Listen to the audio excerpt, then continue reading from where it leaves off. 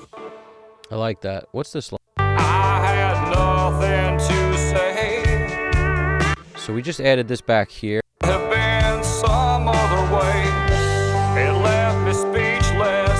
I had nothing to say. Yeah, that word doesn't need anything. It's so good the way he performed that. So we're just going to leave that. Now, when we go to the first chorus, I have these out. There were flowers and crosses at the side of the road. I'm thinking like half the line might benefit from it. At the side of the road. So I'm going to put back like some of these. The crosses at the side of the road. Unfaded memories that will never grow cold. Losses of loved ones, much more precious than gold. Well, maybe we'll throw it back right here. Much more precious than gold. It's so subtle, and I did that on purpose. I don't want to hear it. I want to hear his lead. I just want that little bit of chordage. Much more precious than gold. Flowers and crosses at the side of the road.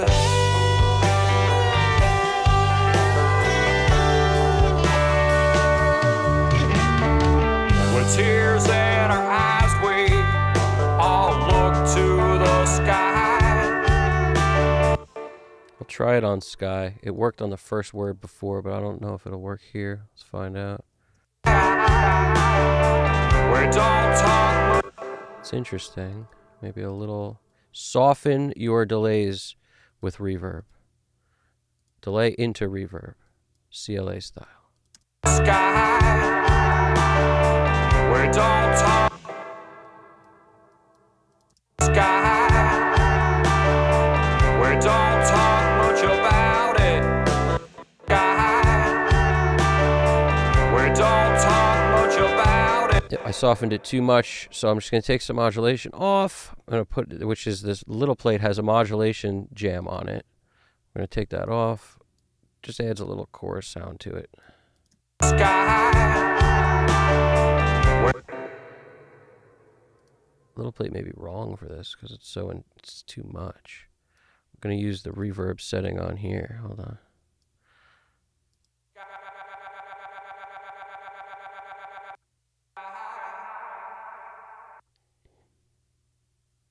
The sky.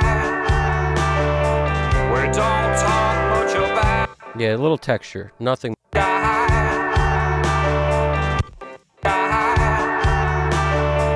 We don't talk much about the sky. We don't The freaking lead guitar is so good. I don't want anything to get in the way. to the sky.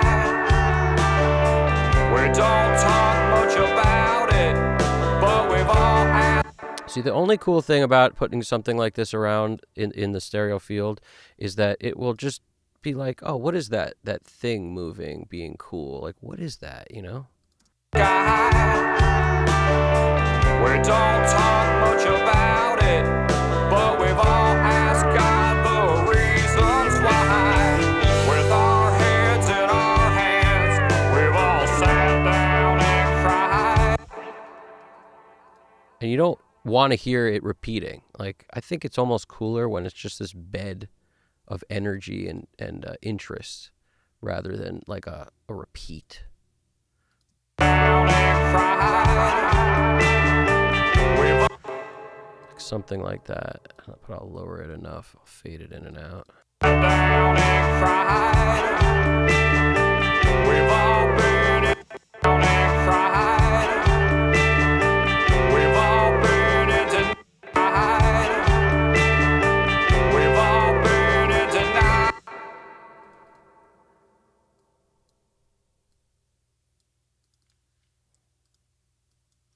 This little plate is kind of long. That's the negative part about it. It's so long. All sat down and cried. We've all been in denial with a sad truth.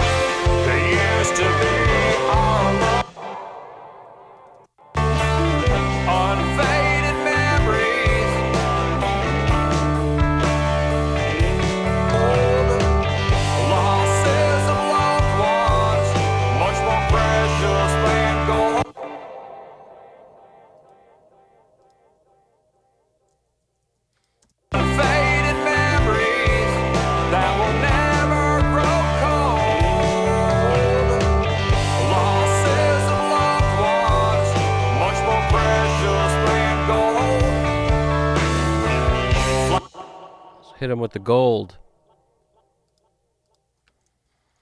Hit him with the gold.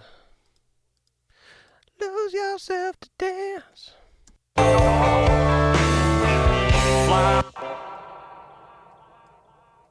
Maybe we'll compare that one to like a quarter note. Maybe we'll use both.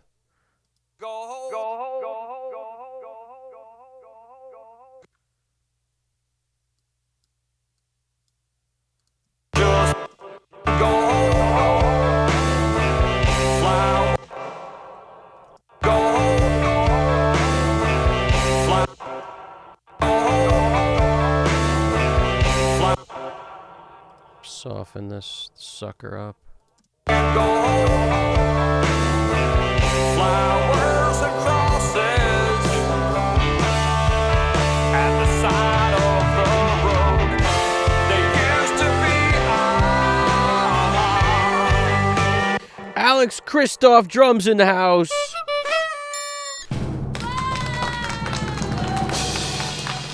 What's poppin', Alex Christoph? Nice. GDP flipped them on. Don't sweat it, buddy. I talked about that real quick. The what did I talk about? I talked about how it doesn't matter. No, I talked about how every mix is different in mono, essentially. So, you know, you could check in mono to make yourself happy. What I like to do is just make sure my sides are loud enough that they won't ever have a problem. So juice the sides up. But most importantly, don't do any craziness with widening on things that you pan to the sides. You could add widener to your mix, but do it sparingly.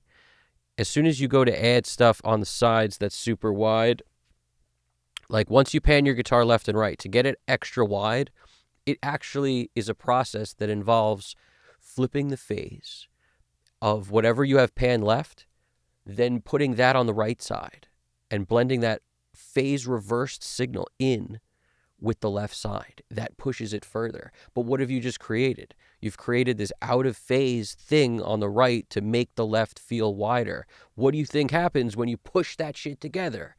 The world crumbles. That's what happens.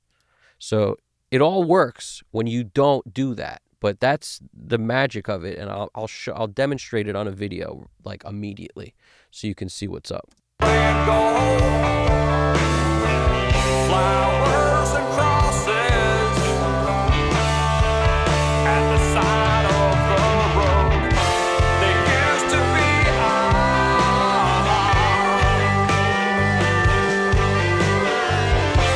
They used to be our loved ones, families and friends. They used to be ours. I love the way this part sounds too, and I don't want to mess with it much, so I'm just grabbing a second to see if we can make this kind of give us a little bit to hang on to here. Let's first hit it with some.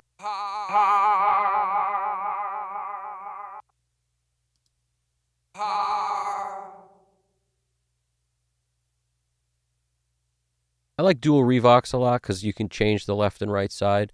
So you can go like eighth on the left and then quarter on the right.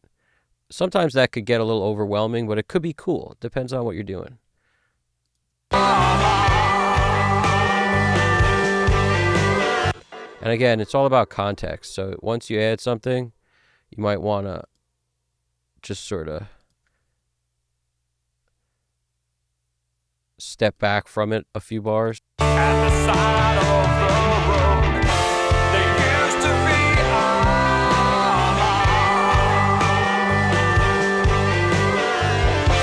They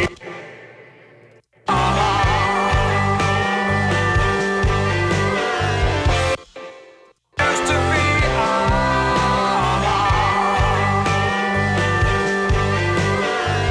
It doesn't do anything for me. Like it's not juicing my goose or nothing. It doesn't do nothing. So I'm gonna kind of eliminate it.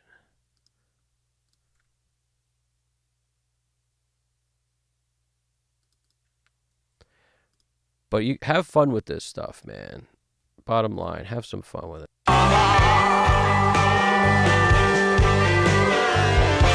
They used to be our loved ones, families, and friends. You don't have to grab a last line either. You can grab like any line. It's just what'll happen is then it'll be repeating over the rest of the phrase, which gets distracting. So I like to do ends of words, ends of lines rather, because it's out of the way at least. It's like in the space. And if it's subtle enough, it shouldn't really cause problems. Friend. Friend. Friend. Friend. Friend. Friend. Friend.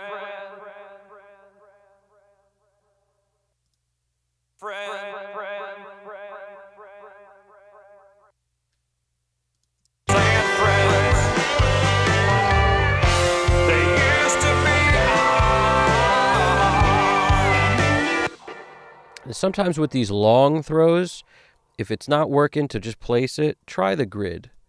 You know, if all else fails, the grid's is an option. You might as well try it sometimes. What do we got here?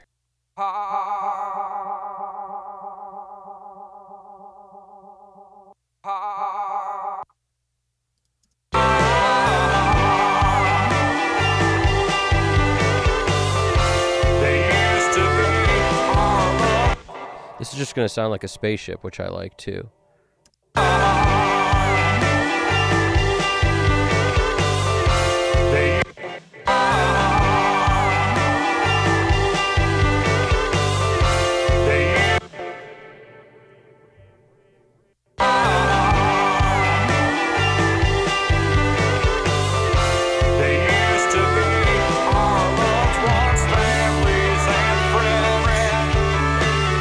See, that was a decent spot. We'll just hit this with something like the Memory Man first, or Dark Analog Box. Not enough repeats, so I undo. I crank the feedback. More repeats. Nope, still, I don't love the way it's doing what it's doing here, so I'll change it. I'll take the triplet off. Hey, triplet off.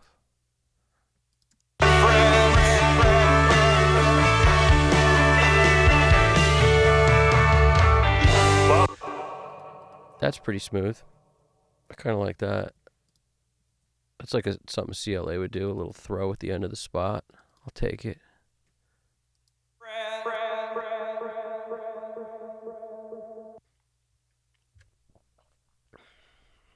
Soften with the Galaxy tape.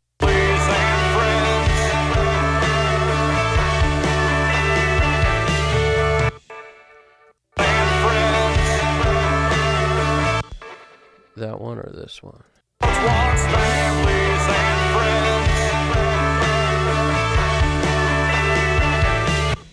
kind of like the one with the Galaxy. I just want to back it up. But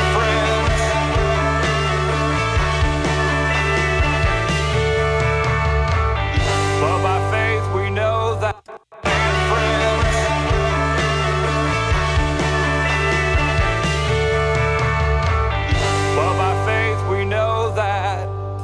As bad as it seems, that God must have needed angels, so he took them up and he gave them wings. Through faith we know the truth is better than our best dreams. Through faith we know we'll see them with God, and then we'll understand everything about flowers and crosses. I'm loving it. I love this guy's freaking lyrics, dude. Them up and he gave them wings. Through faith we know the truth is better than our best dreams. You know I'm going to hit him with the dreams. You already know. I mean, who wouldn't know I'm going to hit him with the dreams? It's a line we want to make feel dreamy, so we're going dream up. Dream up. Dream up. Dream up. And our best dreams. Give him a little more juice and then hit him with this. Talk to me. Plan our best dreams. Through faith we know we'll see them with God. That dark analog box is pretty sweet. I'm feeling that. If I wasn't feeling that, I might, this is the beauty of having 2 option tracks to throw it on. You could throw, you try, like Memory Man's good in this situation. Space Echo's fun. Dreams.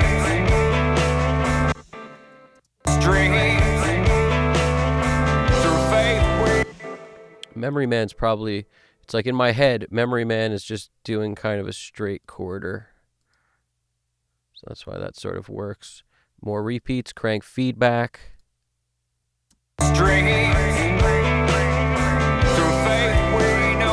And you can fade it. You can control everything about it when you do it in the Audio Suite world. That's the beauty of it. Let's see if this is too much or not. It might be too much. That's the problem. Better than our best dreams. Through faith we know we'll see them with God. Our best dreams. Through faith we know we'll see them with God. And I like that one. That one works. our best dreams. Our best dreams. That one's way more subtle than this one. Our best dreams. Through faith we best dreams. Through faith we know we'll see them with God. And then we'll understand better than our best dreams. Dreams. Through faith we One's Memory Man, the other one's whatever the other thing was. I forget already. Dark Analog Box, something like that. Yeah, it's so sad when you hear what the story's about, that he wrote it for a friend of his who died. It's sad, and it's amazing that he could channel the lyrics from such a sad event. It's one thing to feel that some emotion is really deep. It's another to be able to put it into lyrics. It's really hard to do that. through faith we know we'll see them with God. And then we'll understand everything about flowers and crosses at the side of the road. Unfading. I love that lead guitar, so that's why it's like nothing I do can overshadow that. That's my main focus.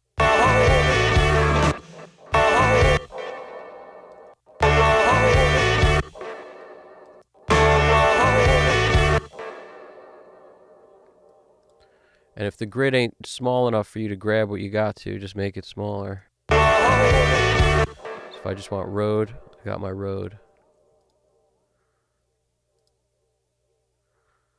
And sometimes it's reverb, sometimes it's delay, sometimes it's the crystallizer. Speaking of which, oh, here we go. I was like, where's my crystallizer?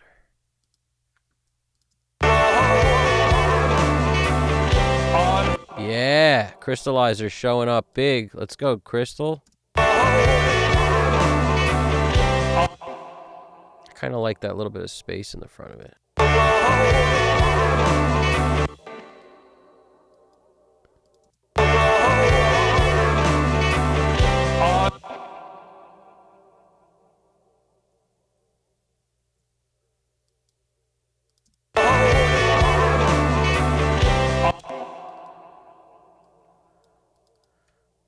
Sometimes you still need to soften it, but I kind of like that. Unfaded memories that will never grow cold. Losses of loved ones, much more precious than gold. Flowers and crosses at the side of the road. Now we're just gonna hit him with a throw here, really, because there's so much going on. Like that's an awesome guitar. It's pretty amazing. Especially when you hear what they used to record that guitar. I don't even want to say it, because it sounds so good that no one would guess what it was if I didn't say it, so I ain't gonna say it. but we talked about it on the last stream, if you're curious. I'm sure someone in the chat will mention it, but I wish they wouldn't, because it's so good that you can't convince me that's not like a Vox. That's a freaking, you know what I'm saying? It just has a vibe.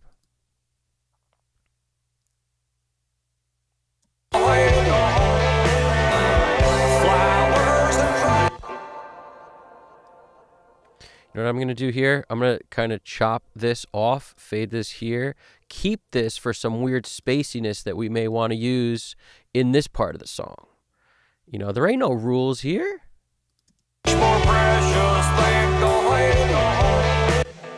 I'm going to move this, though. Put that in a place that doesn't suck.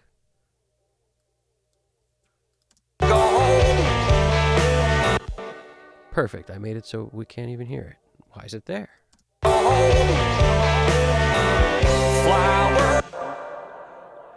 Zagini wants to know.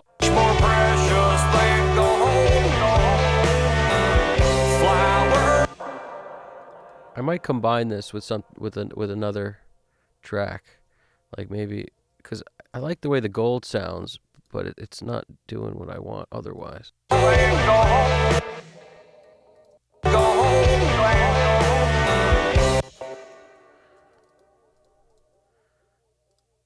Let's hit him with the double 23. Nope, gotta hit him with something else. Where's our... Hit him with the memory man instead.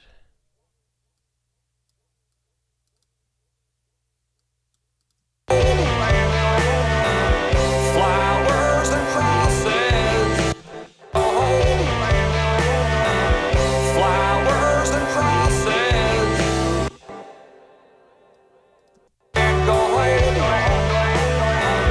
Flower.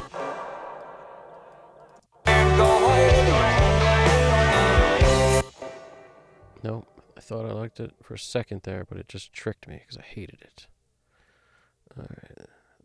So we got then gold. We're just going to change it to gold.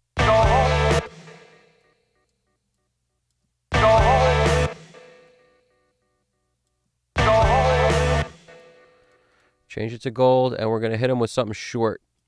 Let's go with 8th note or 16th even, but lots of feedback. And we're going to get rid of most of it. Flowers and crosses. Maybe we don't even need this track anymore. Let's hear. Flowers and crosses. Let's back her up. Flowers and crosses. Losses of loved ones, much more precious than gold. Flowers and crosses at the side of the road.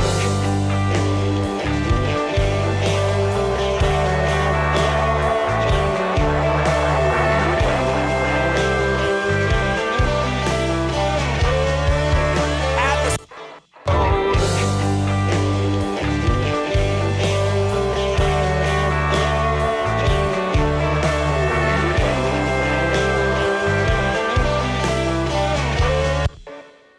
Let's just hit him with a throw on this word here. Throw up. Hit him with some throws. Throw that. Woo! Too much of a throw.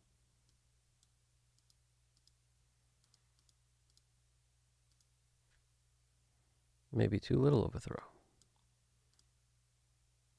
Come on. Hit him with a throw. The side of the road.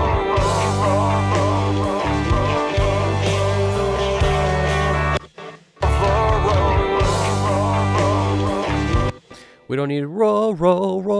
We don't need all those rowboats in there. We don't need that. We just need road, not the. It's just messing stuff up.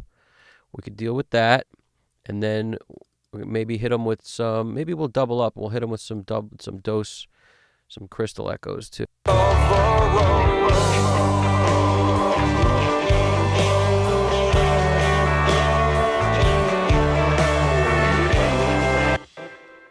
didn't love it, so I undid. You could tell what you did if you don't remember, because see how it says Echo Boy? now crystallizer, the last thing gets marked on it, and that helps you to know what you did last, at least. It's helpful to me. All right, let's hear this.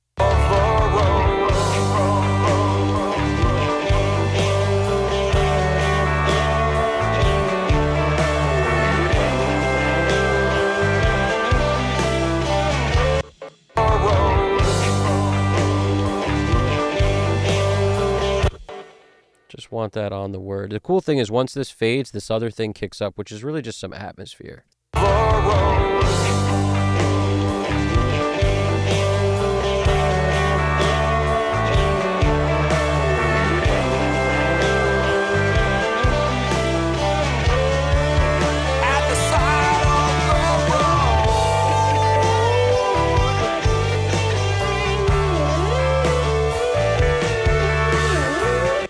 Oh, we got Pongmaster in the house.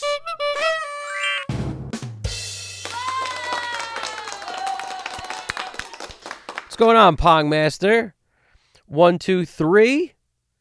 What did I miss? Usually the first thing Pongmaster says is like, hello, ladies, or something like that. Reminds me of my freaking like football coach back in high school. I love you. I mean it with love. But like that's what it reminds me of. That freaking dude used to do, that's what he always said. He would just roll in and be like, you know, he'd be like, your mother shaves her face, your father shaves his legs. He, you know, that's how he'd motivate. He'd say shit like that. He had some cool sayings. Hilarious in hindsight. They were always funny. What do you got? So yeah, we were talking about, you guys are talking about some cool stuff in here.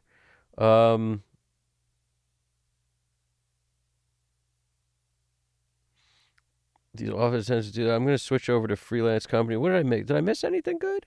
I missed a lot of stuff good. There's all sorts of stuff going down in here. It's hard to even catch up to it. Jeez, plenty of stuff.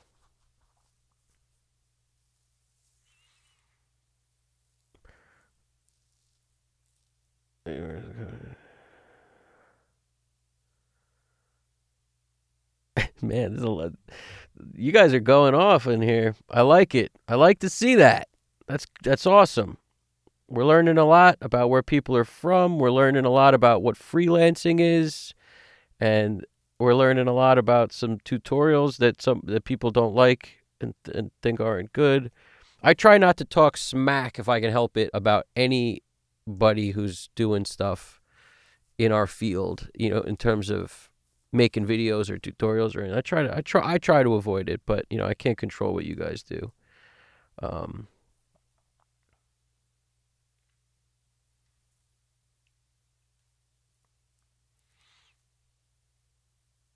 Well, there's a lot of good stuff in the chat. I'm viewing a bunch of stuff right now. What do you got? We got so Slag Media mentioned a dude that he likes to check out for deep dives into amp tone, guitar, wood tone, and mic tests and stuff. Is that the guy who put a guitar on two pieces of, like, in a vise and then proved that there was no such thing as tone wood? Is that guy?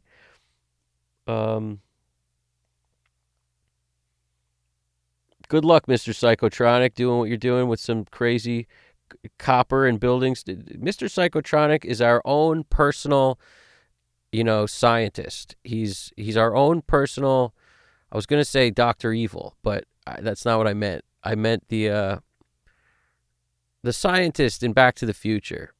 He's our own personal, like, Basil. Is it Basil? No, that's not him in Back to the Future, but that's in James Bond, right? He's the guy who builds cool stuff, all right? How much clearer do I need to say? He's our own personal mad scientist, is what he is. He's our own Bill Nye.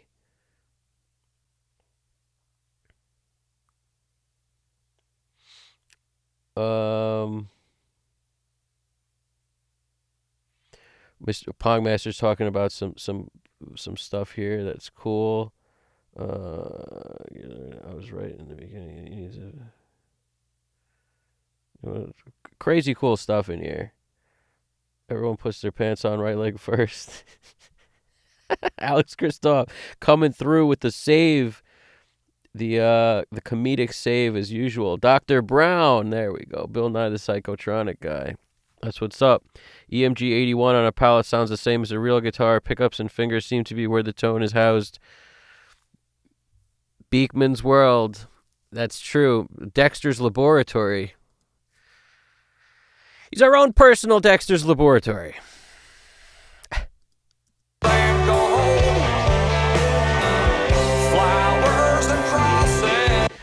Yeah, no, Pongmaster. I'm talking about Mr. Psychotronic. That's who I'm referring to. But Pongmaster's referring to somebody else completely, just to keep everybody in the right folder.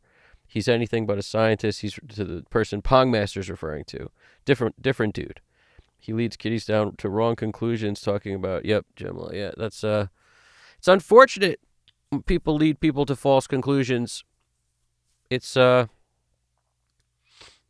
anybody who makes shorts and tries to teach in the shorts, I think that's a hugely hard thing to do. Hugely hard. The higher my voice goes, the more, crazy it is, honestly. And that's just, it's so hard to actually get across all the points in a short that what mostly winds up happening is people just give just the surface level stuff that, when not fully explained, can so easily lead people down the wrong path or to a false understanding that it's not even funny.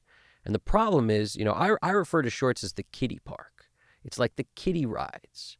They're only good for, ages yada yada yada, from this height to this height. Everything after that, it's like you don't belong at the kiddie park. There's nothing you're going to gain from those rides. They're not exciting. It's not for you. It's, if you're trying to learn, it's for people that are just trying to, they don't even consider what they do a hobby. It's below hobby level for them. Otherwise, you wouldn't watch the shorts. The shorts are not, it's just, the shorts are basically advertisements for, like, watch my full-length video. And the people that don't have full-length videos with the shorts, I'm like, what is even the point? It's just, at that point, they're really leading you down the wrong path because they can't even make a full-length video describing it in full. So the short is totally BS. But most of the guys who do shorts also have full-length. And, there's a reason they do it, because it's an advertisement for the rest of the stuff. But there's plenty of dudes who know what they're talking about, who make shorts to get you to watch full-length stuff. And that's kind of a different thing. Like I said, that's more of like a promo strategy. And it's not a bad one. Like, I've considered doing that kind of thing before, too. It's just, I like to get into it as much as possible. I never think about the video length. And I don't give a shit that people have no attention span. Like, most people don't have an attention span. You guys do, and I love that, because the truth is, it's like, what else? We care about this stuff. So why try to condense it into, like, 1 minute or 2 or even, like, 5? Like, I don't care how long it is when I want to explain something, because also I try to tie as many things in that I come up with as possible at once. Like, so you might get a bunch of things out of one video, even if the topic is somewhere else. You get something else out of it. So you never know what to expect. That's just my style. It's like, throw as much in as I can throw in and not care that, there's rules to this. If you do less time, more people might watch the whole thing, and then it might go further. So it's arguably detrimental to what I do to make long videos, but I don't give a shit.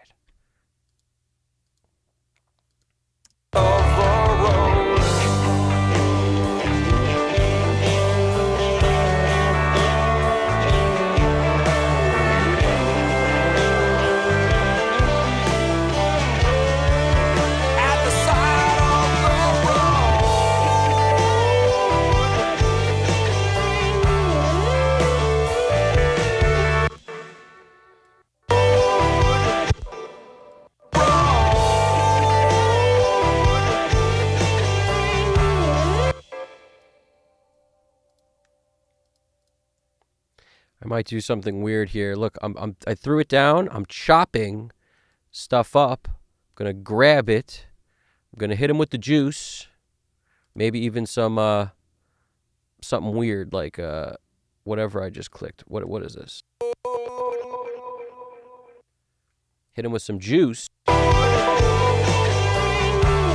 Maybe that first one sounds weird, so I'll get rid of the first one. It's audio sweet. Everything goes. Nothing will stay. Everything goes.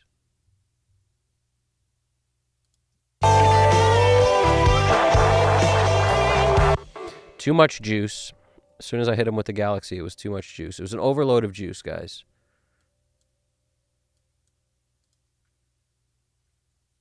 Not enough juice. I want more juice.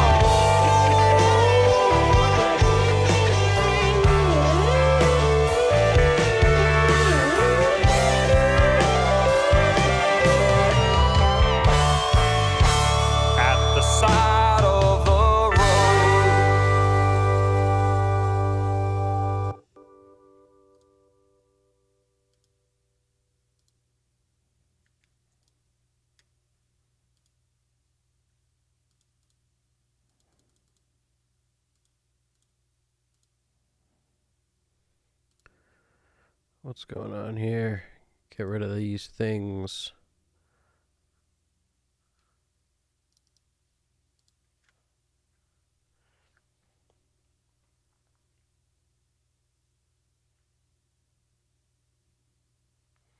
I like GDP style. Yo, Alex Christoph, you're absolutely right. Shorts are making us all retarded. I can't stand how YouTube pushes them instead of videos. It's wearing down our attention span. You know, there's actually truth to that. There's a lot of truth to that. You can retrain your attention span, though. It literally starts by doing nothing for like half hour at a time and then build it to 45 minutes into an hour. Do nothing. Literally nothing. It's borderline meditation. All you do is be alone with your thoughts. And what'll happen is if you force yourself to do that for a long enough time, your brain will start telling you everything you have to do. It'll be like, I have to start, I really want to mix that song. I want to finish this today. I want to do this. Like it'll just, you'll start like subconsciously making this list, and then it'll prioritize itself. And then you'll sort of regain the ability to not, take your phone into the shitter with you. Like a lot of people just freaking take it with them everywhere they go. No one knows what it's like to do nothing anymore.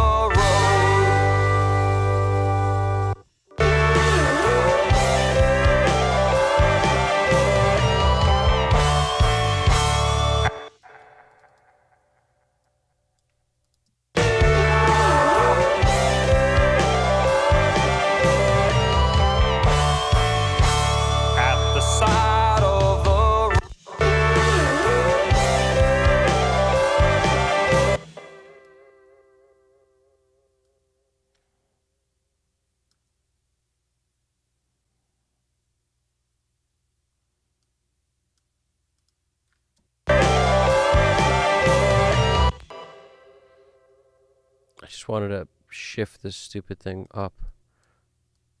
Maybe not that much.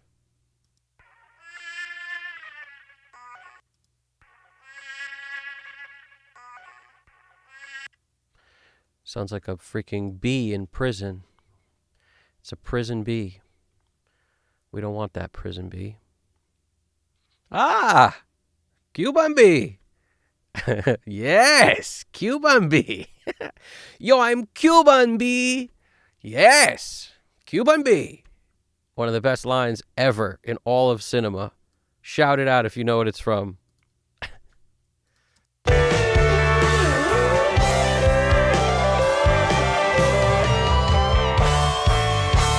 At the side of the road. Yo, I'm Cuban bee! Yes! Cuban bee! At the side of the road. Slag Media says, who is here who owns a copy of the Yamaha Sound Reinforcement Handbook? I don't know if... I don't even know what that means. I'm not aware of what this means. You talk about the Yamaha the Sound Reinforcement Handbook? I don't not know. Mr. Secretary said, what will happen if I throw the board? What will happen if I throw in the board? Are you talking about, what are you selling? What are you selling over here? Shigiono says, nice guitar work. Yeah, the dude, the lead guitarist in this band, I wish I knew his name. I don't have his name. He did a great job playing. He's awesome. The dude is fire.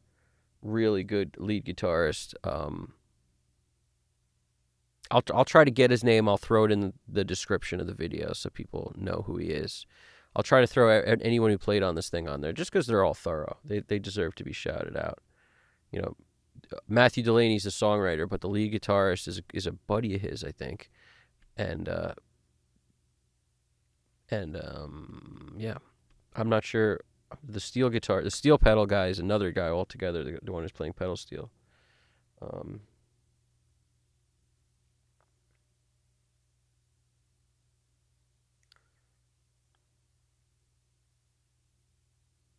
You have to say thick bricks. Books are now referred to as thick bricks, guys.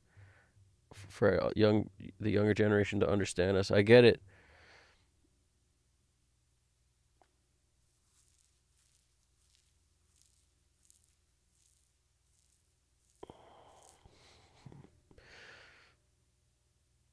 Read books. The side of the road. And at the end, I want it to be bare at the end, like, Out of the road. because that's so clean. There's something about when a song ends, I don't want to hear like something like this. I don't want to hear like road, road, road, road. It's just, to me, it's cheese at the end. I like it when it's blended in to the track, but at the end of the song, it's like I want stuff to be close to me again. Like, I want to feel the personal impact of the vocalist. I really don't want it to be repeats. Out of the road. Like, I hate that kind of shit. I don't want that. I don't like that.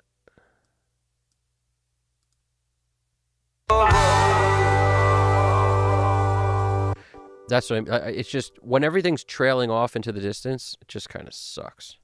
So we're going to keep it off of that. All right, I think we'll call that a day on flavor time. We're going to move to other stuff. That's enough flavor time for today, fellas. And because I created a new track and didn't duplicate, these will stay at 0 when I move all the vocals. These will have nothing to do with those tracks, which I love. I want these to stay, no matter how much I automate a vocal or something. I want these to stay. If you want me to stay, I'll be around the way. No, right. I'm about to go. Okay. So notice I go to touch automation so that all I have to do is little dabble do ya. Little touch, little put my hands on the jams, push, a couple, up, mostly up. That's it. So when I want to feature a little bass fill, a little up, then I let go, it goes back to 0. That's the magic of touch automation, peoples. Here we go. Yeah, see, GDP knows it's been scientifically demonstrated that shorts shorten attention span and are bad for your memory, and I can't remember the rest. 100%. Thank you, Orchestra Zajane. You had it right the first time. I'm an old man and I'm a soul man. I'm both. I'm a Gary old man and I'm a soul man. I'm a simultaneously on both sides of the spectrum.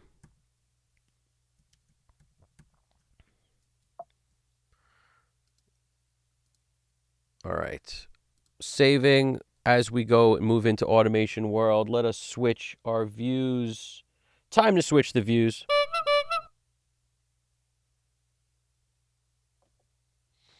Oh, wow. Maybe we've been in this view the whole time. That's cool. Great. And we're in the view, guys. Here we go. So if you notice, these things don't say anything meaningful right now, but they will. I select kick, then I scroll through this awesome wheel of awesomeness, and I get to kick. So kick is here. It's always the same, which makes it easy for me to, I don't have to remember where shit is. It's always kick, snare, drums, so everything but kick and snare. Then we got our bass. Then we always have guitar. Then we have anything else, like other, in our case, steel guitar, and then vocals, all the vocals right here, because the blend is already solid. The last thing I want to do is mess with the blend, and most likely if I raise something, it's going to be the lead vocal, and there's so little else going on that it should work fine to have, like, I don't need this fader. That's why it says none. This method I stole from Andy Wallace, because that's how he does it. And I found that to be the smartest way to do it. I had tried a lot of different ways in the past, and as soon as I started hearing about this, I was like, perfect. Because it makes sense. If you want, like, sometimes you might want to raise the drums from, like, your overheads, your rooms, your anything that's not a close mic on a snare or a kick, and that would be this fader. So Andy will go through and do a pass for crash rides. I try to do it all while I'm listening at the same time, but, crash ride pass is great. I think he does too. Like, he's using an SSL. So the point is, you would want to get as much done as you can. The beauty of having 8 faders in front of you is you don't do one at a time. Because if you wind up doing one at a time, you just wind up making everything louder as you go, like equally. It winds up not being the same, I find. But doing them separate, there's a magic where, like, you run the pass and then you just, you're trying to visualize the whole thing while you're touching any individual thing. It'll make it where you won't automate as much, and it actually winds up better. What else? That's really all to talk about. His 8th fader is an all fader for all of these, which controls how hot he's hitting his bus compressor, because it pulls down all his VCAs prior to the bus compressor. So I think you guys can see everything. I'll scroll this down one. I think, yeah, you can see everything. Okay, good. Good. Well, dude, no, man, we're all old and young. I feel like no matter how old you are, you're still young. Like, Rick Beato is such a freaking young soul. I don't care how old he is. Kevin Shirley was the same way. When you watch those two interact, it's like something about being involved in music keeps you young. You know what I'm saying? That's why we can't really often relate to people who don't do what we do. It's one of the reasons why our speakeasy is fire. It's because we're all very similar people. If you work in music, you're a young soul no matter how old you are, bottom line. But that doesn't mean we're not Gary Oldman, because we love Gary Oldman. How do you not love Gary Oldman? You know what I'm saying? Bring me everyone. You guys get it? Everyone. Let's run it.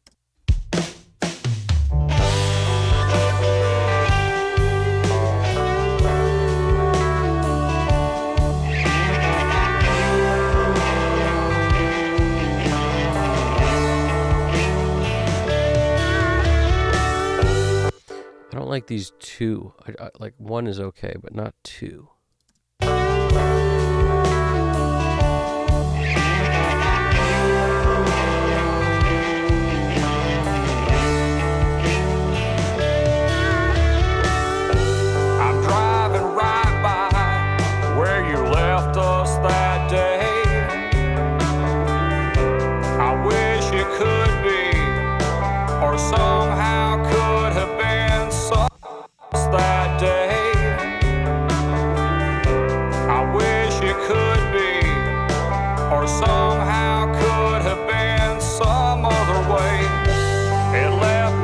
Now, most of this is going to be untouched because we've achieved a pretty decent mix so far, which leads me to believe we're going to be okay, ladies and gentlemen. We're going to be okay. I'm also going to take the True Peak off for this just because I don't want any additional limiting happening. I may even take this whole plugin off, but the reason I might not is because it's actually working where it is right now. Like, everything sounds great. This affects the sound too, so I don't really want to touch it. I'm just taking the True Peak off. It's like as little as I could take off that thing without changing the sound more than I want to. That day, I wish it could be, or somehow could have been some other way. It left me speak. All right, here we go.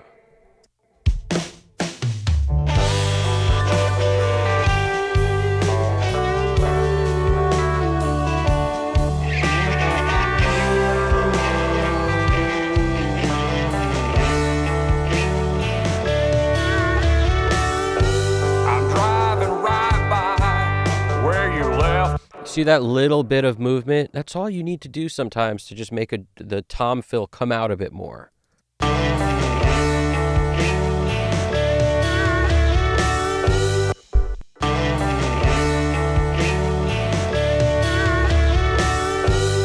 driving right by. Now we're going to work vocal. And the pedal steel. We got to rock some pedal steel in here in this part. And even that snare is beautiful where it is. I like it. I'm going to leave the snare alone.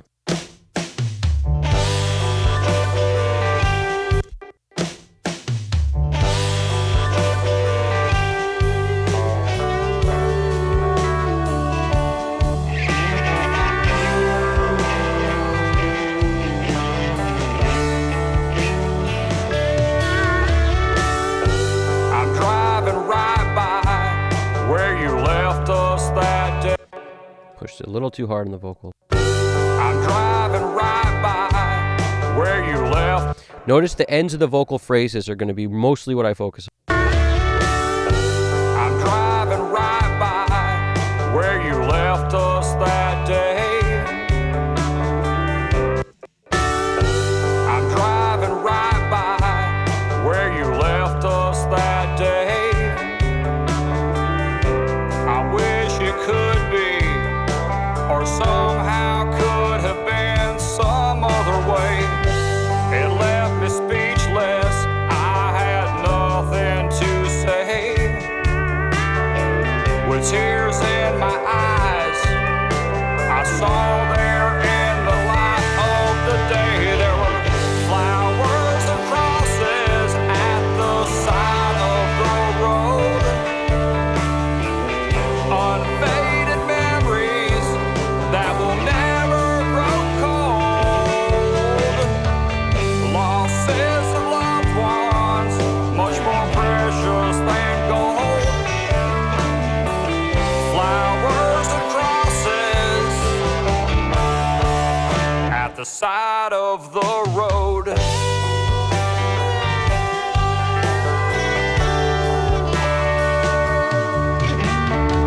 With tears in our eyes, we all look to the sky. We don't talk much about it, but we've all asked God the reasons why. We don't talk much about it, but we've all asked God the reasons why. With our heads in our hands, we've all sat down and cried.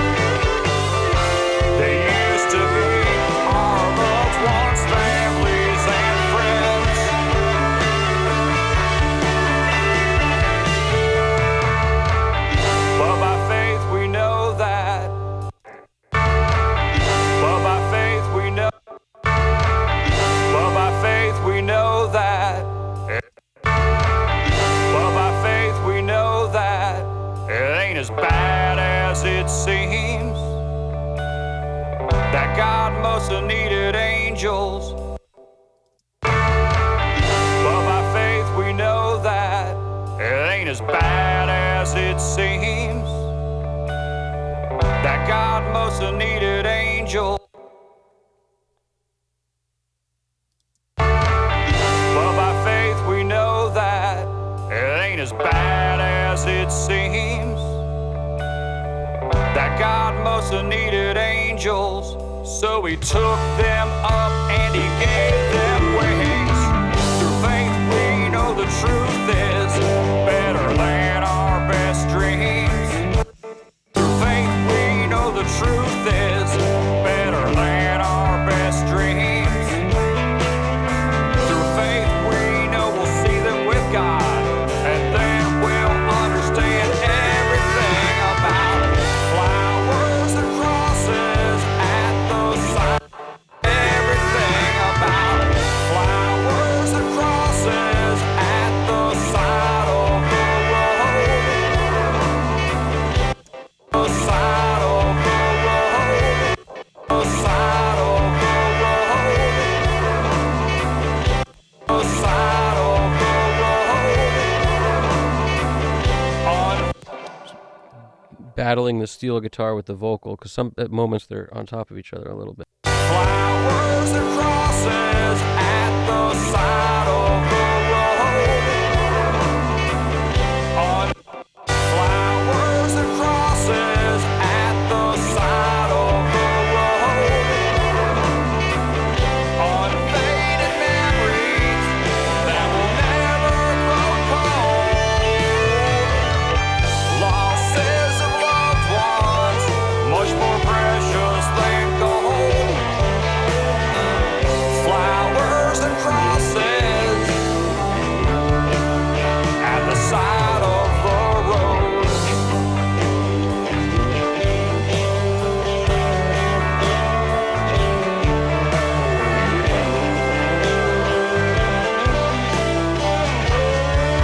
At the side of the road.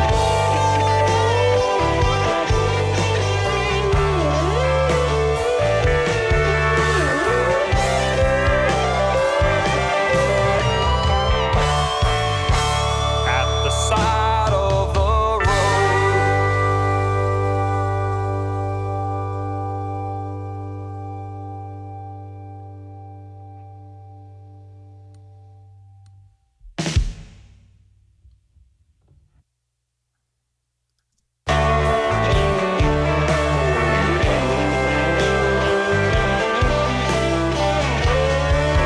At the side of the road.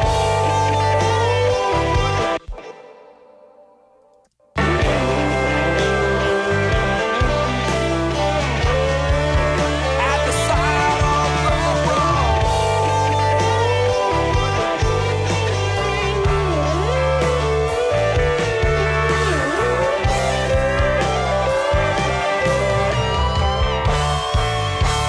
At the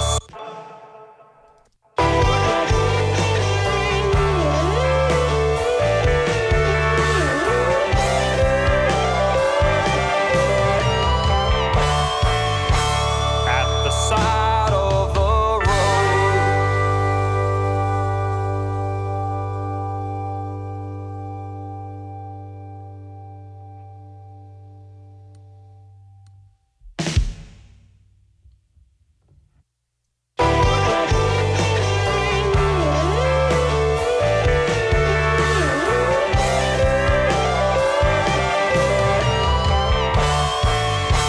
At the side of the road.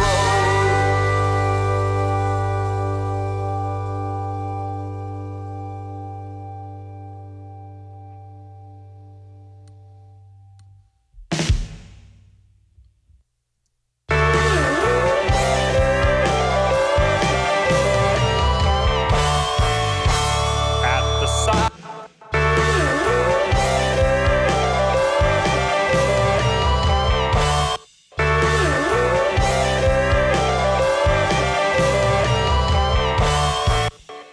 Just want that Tom fill.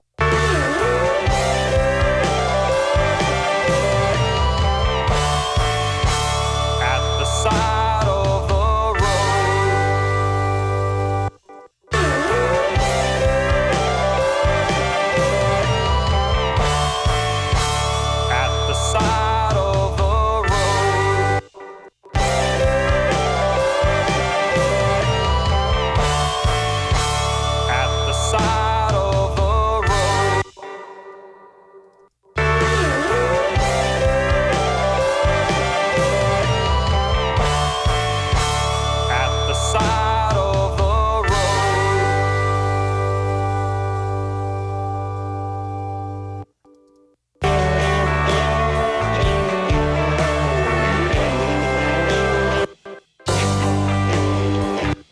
bump the snare a little here, maybe just the whole thing. Out of the road. At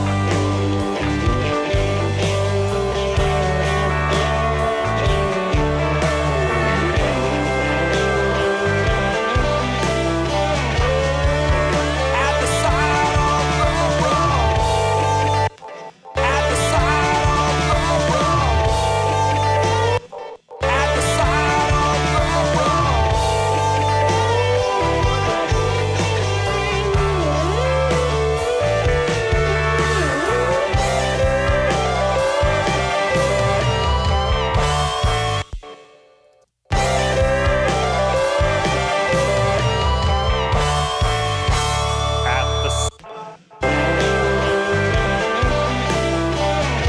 Just finishing up automation here. We got all faders involved, not the whole song, but moments here and there to create some life. That's where you get stuff that looks like this when you're done. The whole session has been broken down into this. I do that after I'm done mixing. Basically, I get the mix to be pretty good statically. Then I add the life because I feel like it's what it is. It's life. And you don't have to do it on every instrument. Notice the bass is hardly touched because there's not a lot of bass fills. If there was the bass player doing something cool, riff here and there, I'd put it in more. The bass played was very, solid, tight performance. Less is more style, and it's hardly ever doing any fills that I found so far anyway. Maybe when I listen again, I'll focus a little on that to see if there's something there I can pull out that's cool. But usually those fills jump out at me as like, ooh, that's cool. I want to hear more of it. There's just very little of that happening, which is good. Every song doesn't need everybody to go nuts. We got guitar solos. We got really good vocals. We got some good drum stuff, some pedal steel. The guy laid back on purpose, and I love it. I saw there in the light of the day there were flowers. Like right here, I didn't do a lot of automation, but usually, like on the fill and the crash, like I should drop one here. With tears in my eyes, I saw there in Do. We may be running a little hot at the moment. Mr. Psychotronic says Evan sounds good mono. I appreciate that, dude. I appreciate it.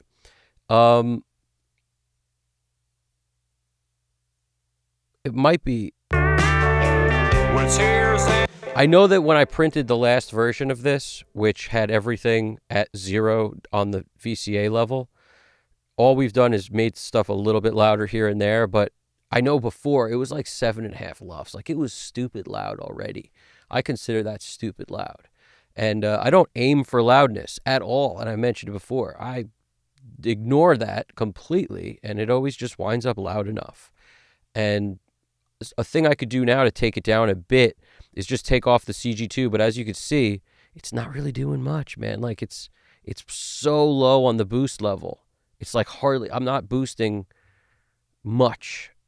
If I took this off, it would get a little lower though. Not a whole lot, but a little bit.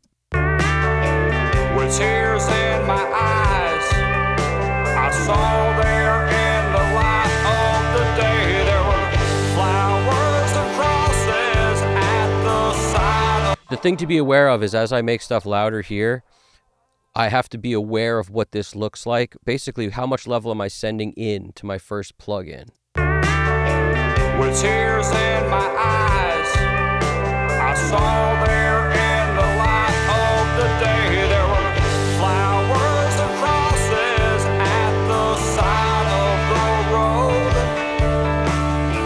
road. It's still conservative enough for me. You know, it looks a little hot, but if I took the ATR off, it would be a little bit lower, and then I'd be right in my sweet spot, which is usually what I do. I set these levels prior to putting the ATR on. It tells me more, but when I put the ATR on, I want to make sure I'm not in beyond this 0 point. I like to stay within the 0 point at the loudest points in the song. That RMS meter tells you way more. That like the VU is a really good tool to just know how loud you are, because the peaks don't matter as much as what the VU will tell you. And the rise and fall time of that VU meter makes it where it's basically RMS, and it's a way better reading on really what you're doing as far as I'm concerned. It's always been more helpful for me than other things. But yeah, I could take this off, and I could also just bring down my master a bit. Like if I crank this down by 1.5 dB, even 1 dB, it would substantially send less level into the rest of the chain down here, which is already kind of conservative. It doesn't pay to check anything but the loudest parts of the song. At the side of the road.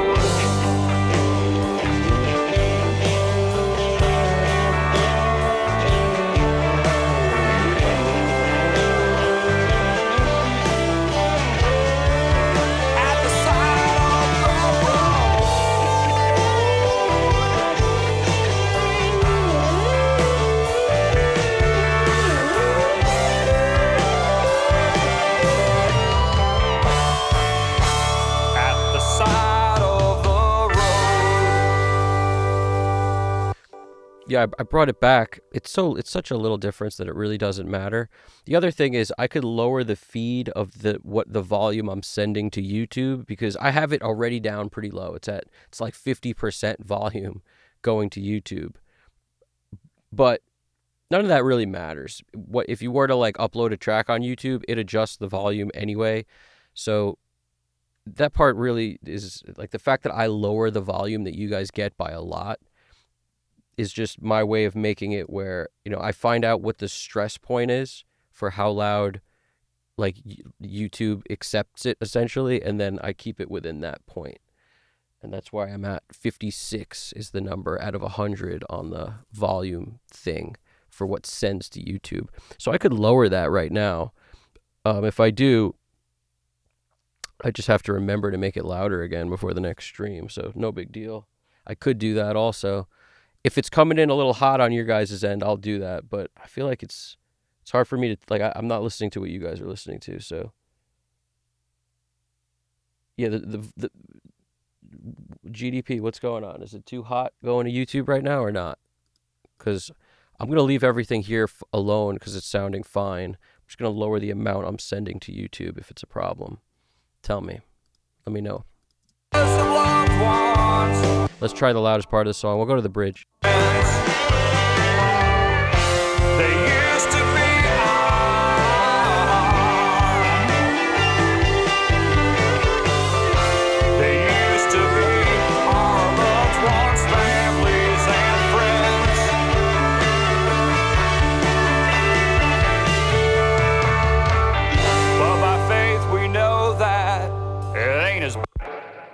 It might be coming in a little hot. You guys tell me. What do you think? I could lower it a little bit, the feed to you guys, so it's a little lower, because I'm looking at the levels. I'm about -6 lofts at some points on that bridge, which is crazy. And never the goal. I mean, I don't ever want to make it super freaking loud, to be honest with you. It's just sometimes it works out that way. Better than our best dreams. Through faith we know we'll see them with God, and then we'll understand everything about. I'm going to lower it here, just so we get a little bit of a cushion. God most needed angel. Losses of loved ones, much more precious than gold. Flowers and crosses at the side of the road.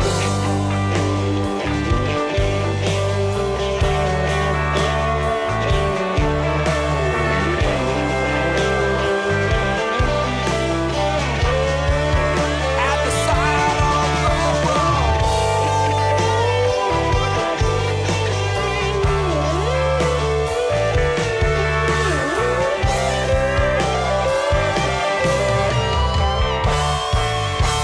At the side of the road.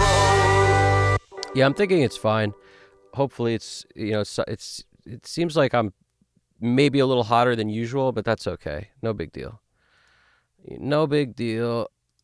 And I just wanted to automate this first fill before I forget it. I also lowered the volume on the master by a little, just because when I looked at the limiter, which is just, it's the whole chain as it works, but I wound up looking at this. I don't like it to go above 6. 3 is okay, because this limiter works very different than every other limiter you've ever seen in your life. It actually works best when it's getting between 0 and 3 dB of gain reduction. If it gets up a little above that to 4 or so, I'm okay with it. It's never a problem. But once it starts getting to 6, I start hearing it in a negative way.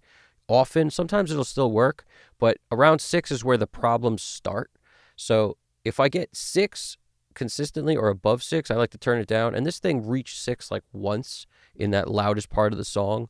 And I was like, I might as well turn it down. That's usually my tell for turning stuff down, is what this looks like. If it's about halfway, because this is the end of my chain practically. So if I'm hitting this a little hard, then the rest of it's going to be a little hot too.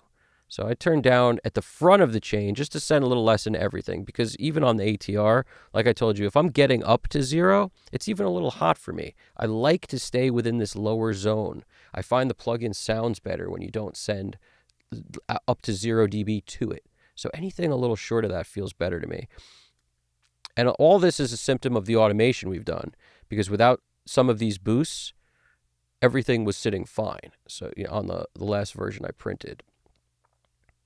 So that's a part of this. Once I do automation, I bring down my master sometimes. It could be any amount. It could be 3 dB, 4 dB, in this case 1 dB, but it could be any amount that I think is necessary to kind of get the level into a position that I like it. It's usually not like crazy, but I don't touch my master fader volume, which feeds the rest of my chain, until I've automated, because it tells me so much about where it was and what I lost in automation. In other words, I could turn these off, all the automation things off, so it just stays at 0. And then I could basically evaluate if that's better with the master fader volume back to 0, rather than maybe whatever I had to do to it, like minus 3 dB with automation. I could sort of do a back and forth, but I tell you the truth, I never really do, but that's why I do it. I leave myself the option of knowing how much I lowered it after the fact. If I go into automation with this thing at different volumes all the time, I would never really know it. I'd have to like note things and then do weird math. It's easier if I just keep it at 0. It's way better to me. So that's why I do that. Because some people, I think, one person maybe in the past has asked, why don't I just lower this instead of doing an all bus? I create an all group, and then lower the faders sending level into this. And that's why I do it, so that I actually know what I changed during automation compared to what I changed while mixing. It's a different thing. It's a different part of the process. So I create an all tracks bus, or I keep saying bus, an all tracks group, to lower everything with the click of a button. So for me, it's right here. It's this one that's usually says all for bring down, this one right here. So I click that, I'll bring everything down. Not buses, though. It's only tracks I bring down, because the tracks feed the buses, and as long as you don't have pre-fader on for sends and stuff like that, then you're good. And that's the way I work, because all my tracks go directly to the mix bus. And then any sends I have are not pre-fader. You got me? So if they were pre-fader, I'd want to bring this down also, the buses. But because they're not pre-fader, I don't have to touch them.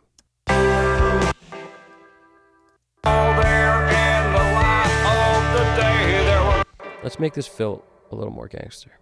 In my eyes, I saw there in the light of the day, there were flowers and crosses at the... Now, a lot of times I don't like to drop off a cliff. I like to bring it down smooth. There were flowers and crosses at the side of the road. Saw there in the light of the day, there were flowers. And it's not really the snare track that I want to touch as much as the drums track, because it's mostly a tom fill. For a second, I thought there was snare stuff on it. I saw there in the light of the day, there were flowers. I saw there in the light of the day, there were flowers and crosses at the side of the road. And then you could listen back to it, make sure it's solid. With tears in my eyes, I saw there in the light of the day, there were flowers and crosses at the side of the road. Yeah, that's the most hilarious The most hilarious freaking video ever made by a YouTuber who's pretty thorough usually. I mean, usually pretty thorough, but he wrote, if you don't set your pan depth. I had to check the video as far as when it was released to make sure it wasn't April Fool's. Like, I had to make sure, because sometimes you look at it, it's like, oh, it was released on April 1st. The guy's playing. Nope, it was released December 25th, 2026. That was when that guy's video was released. So, ain't no April Fools around that date, buddy. Here's the day there were flowers and crosses at the side of the road. In the light of the day there were flowers and crosses at the side of the road. There were flowers and crosses at the side of the road.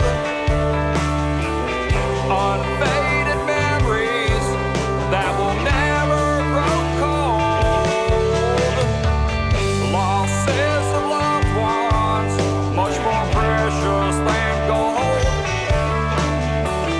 Flowers and crosses at the side of the road. Out of the road. Out of the road.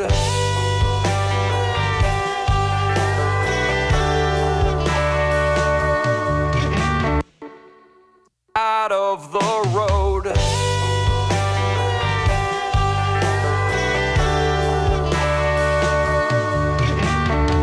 With tears in our eyes. With tears in our eyes, we all look to the sky.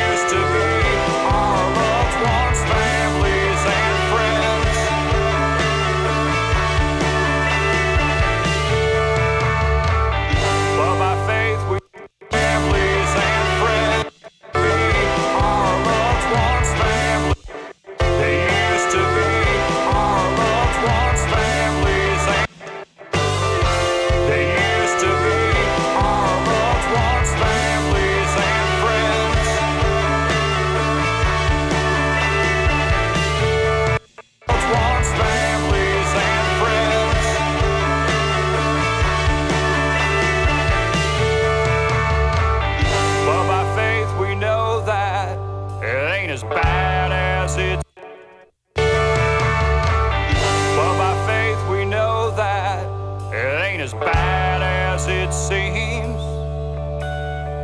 That God must have needed angels, so he took them up and and he gave them wings. Through faith we know the truth is better than our best dreams.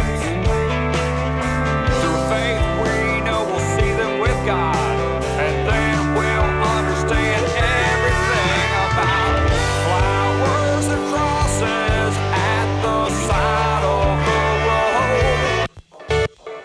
I decided I want to push the snare a little bit in the choruses, just so we have a nice defined snare clock. Flowers and crosses at the side of the road.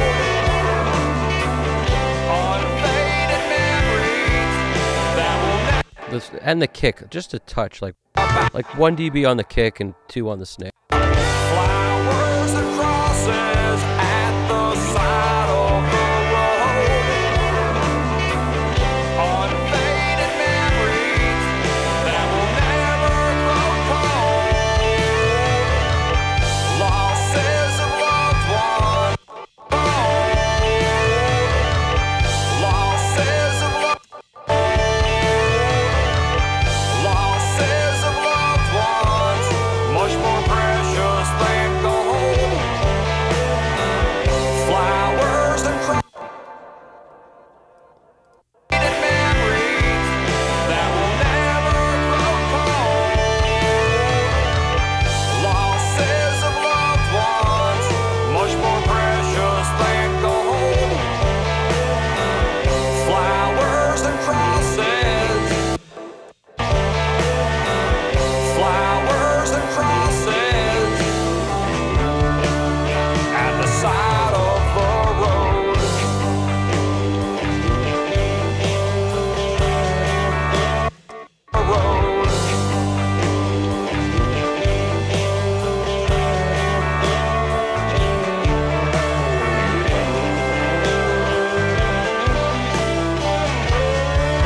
At the side of the road.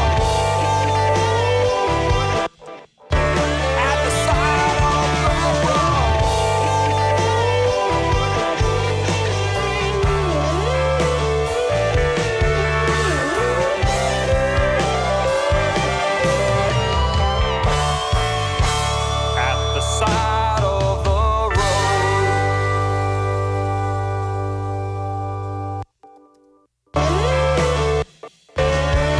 At the side of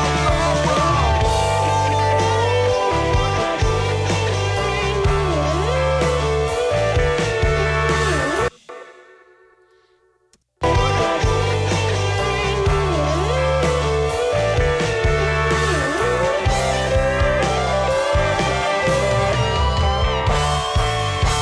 At the side of the road.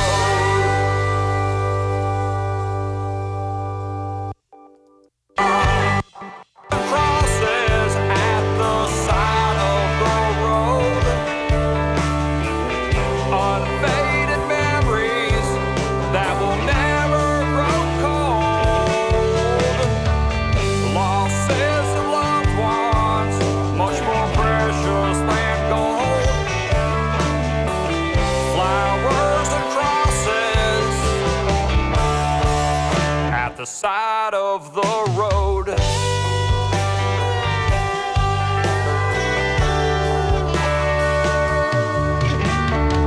With tears in our eyes, we all look to the sky.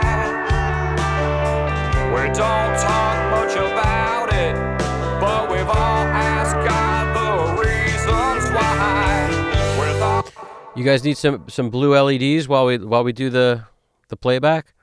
I only have 2 presets on the lights set up at the moment. We've got what I call bluish berry, and we got red life. Red life is this, and bluish berry is it's Willy Wonka. It's just straight blueberries, and we might need those. Sometimes you need blueberries in your life. Sometimes you need blueberries. Sometimes you feel like a blueberry. Sometimes you don't. at the side of the road.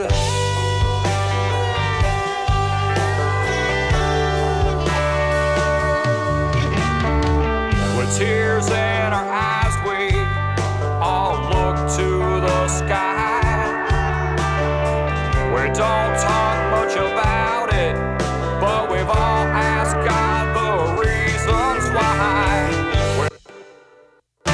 the side of the road.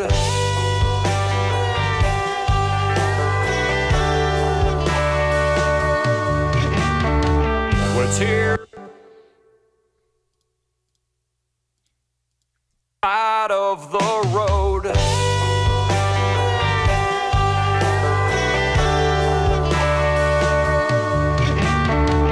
With tears in our eyes, we all look to the sky.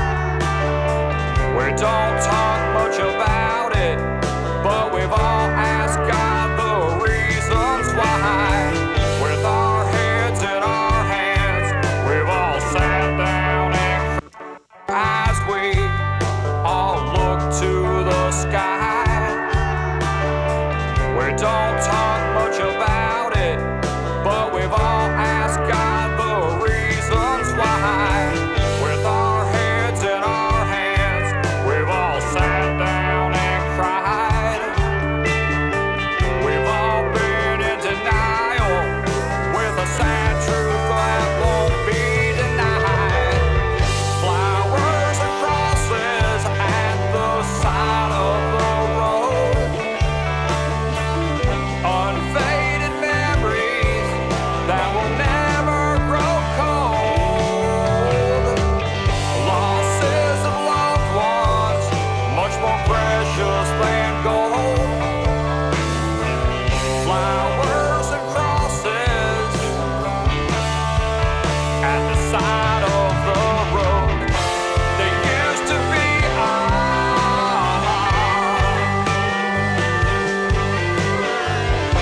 They used to be our loved ones, families and friends. They used to be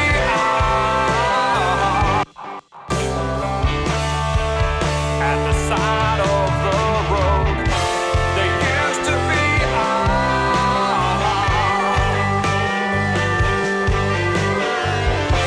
They used to be our loved ones, families and friends. They used to be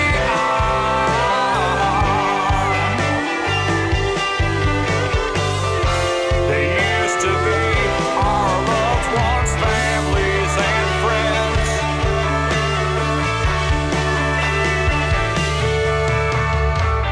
But by faith we know that it ain't as bad as it seems.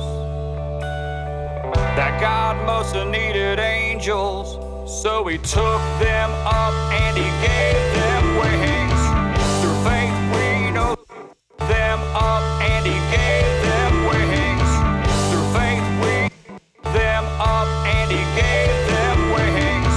Through faith we know the truth is better than our best dreams. Through faith we know we'll see them with God, and then we'll understand everything about flowers and crosses at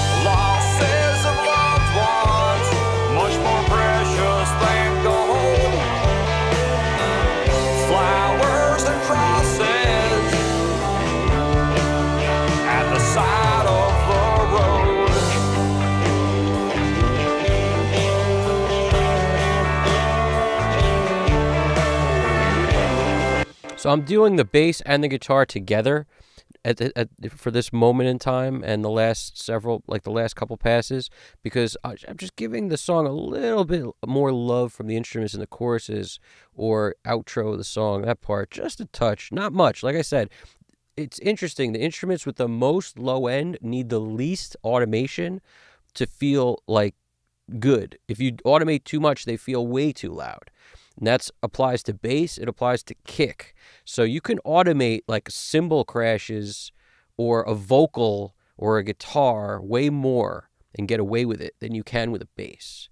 You know, the bass, a couple dB goes a long way because those waves are so big. They take up a lot of space. So once you get the bass to kind of feel right, I rarely automate more than a dB unless the bass player goes up and he's playing a riff or something that's not super low down on the neck, so there's less bass frequencies in it. It becomes more of like the same register, so to speak, as a guitar.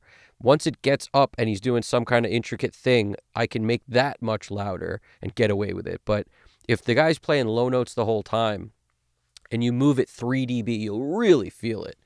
Granted, everything I'm saying, grain of salt for the specific song and whatnot, but still, it applies. Like, there'll be less automation on bass most of the time. But by faith we know that flowers and crosses, losses of loved ones that will never grow. Flowers and crosses at the side of the road. Unfaded memories that will never grow cold. Losses of loved ones, much more precious than gold. Flowers and crosses at the side of the road.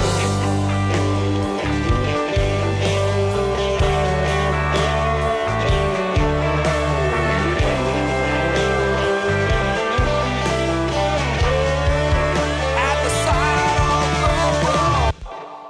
Make sure I hear every note of this guitar solo. At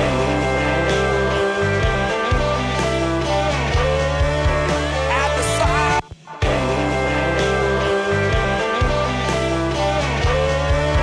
At the side of the road.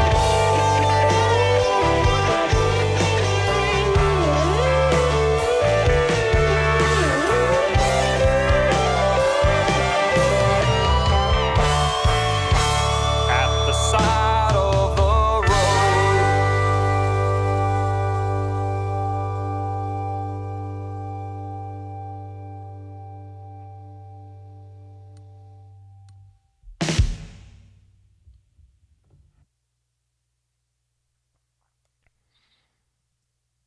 Okay.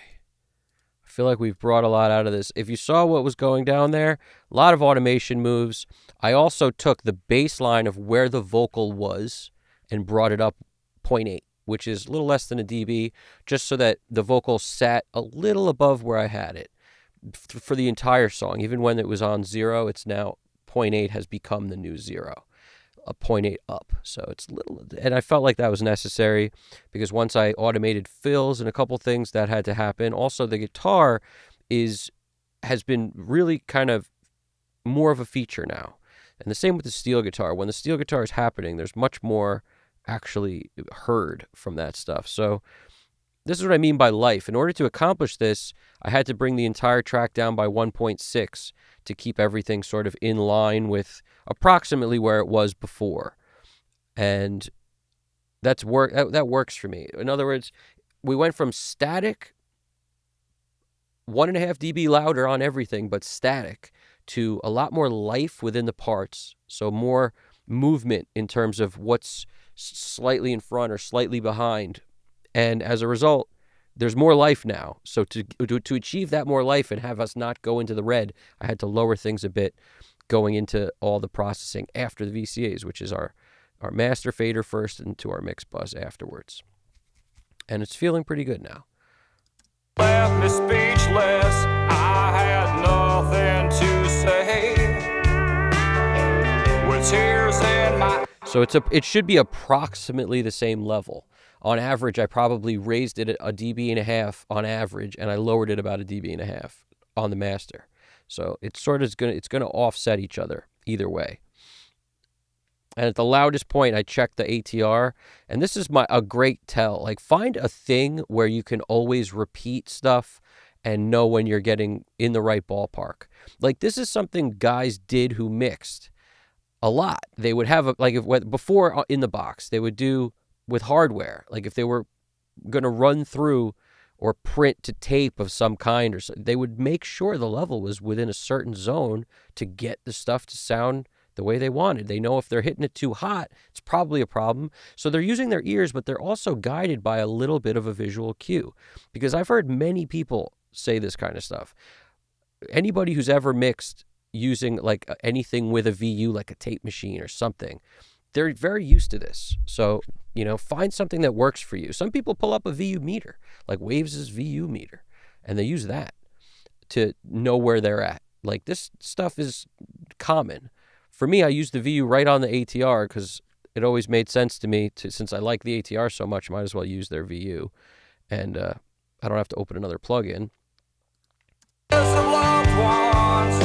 But I've also mentioned before where I like this thing. In the quieter parts of the song, somewhere between halfway and 3/4, and then in the loud parts of the song, about 3/4 of the way up at most. It can be lower.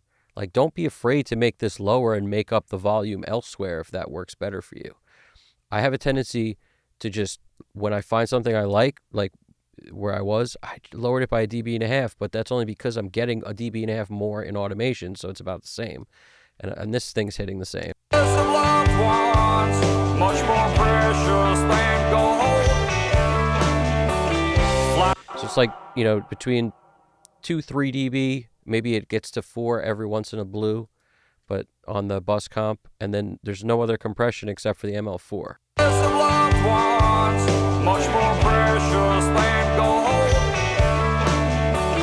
Flowers and crosses at the side of the road. Totally manageable. It's around 3 most of the time. That's what we're looking for. Like I said, if it hits 4 here and there, we're okay. But 3 is right between the first mark. It's right there. The first mark is 6, so this is 3. It's feeling good in the neighborhood. GDP likes it. That's good to hear. I didn't touch the volume send to YouTube, by the way. I just wanted to leave it alone just for the sake of my craziness. I worry when I touch something like that, we'll lose the whole audio feed or something. I've had a lot of terrible experiences, with OBS. This isn't OBS, but I'm scarred for life a little bit from the OBS stuff I had to deal with for a period there. And I just don't like touching things if I can help it. Like that, there's something, I'd rather touch anything in the session than touch the feed to you guys on YouTube. That's scarier. I don't want to do that, just in case the world comes down. I don't want it to be my fault.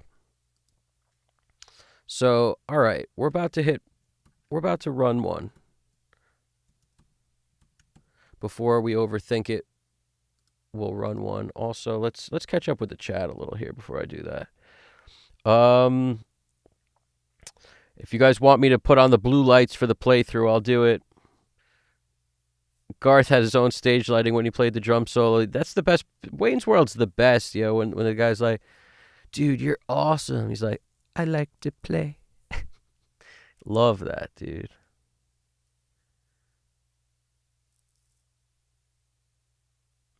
And you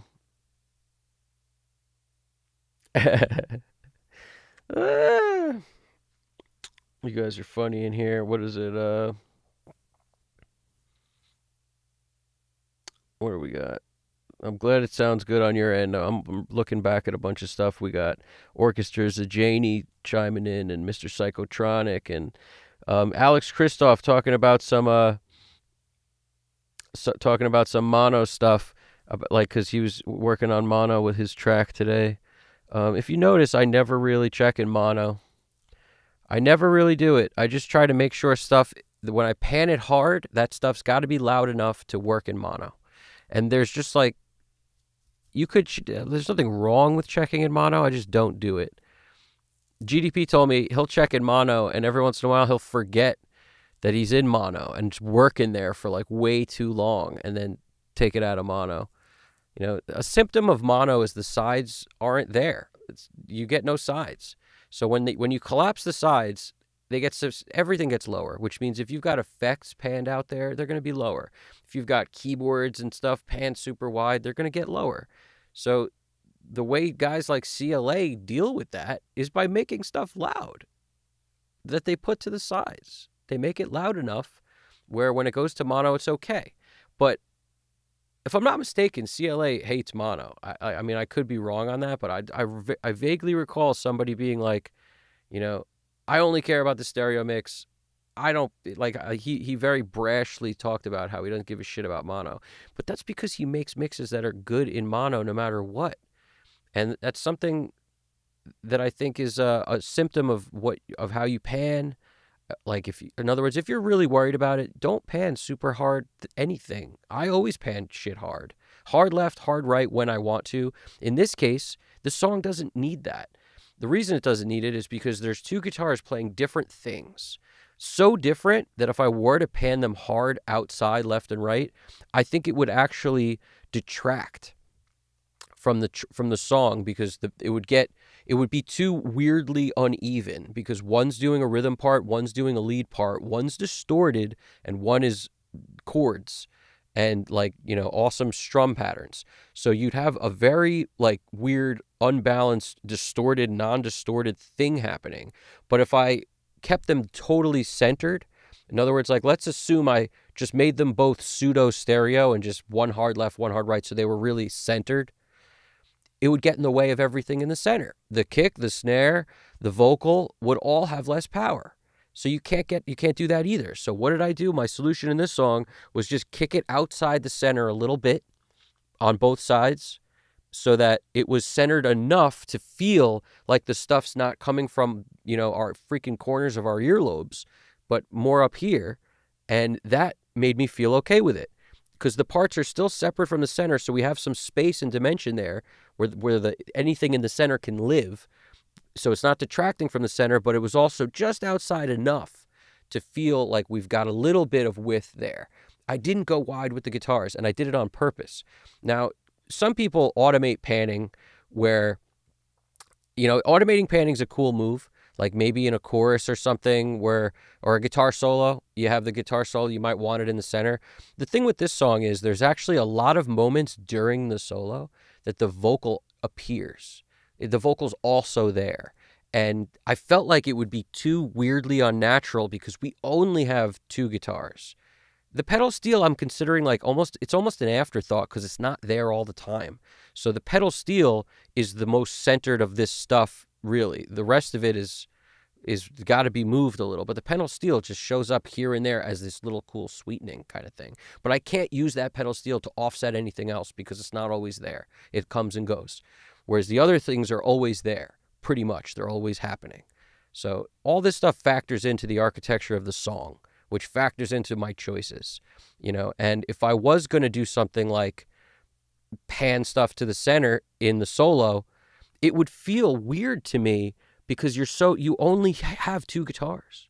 So when one moves, it'll be so obvious that son of a bitch moved. It'll be too obvious.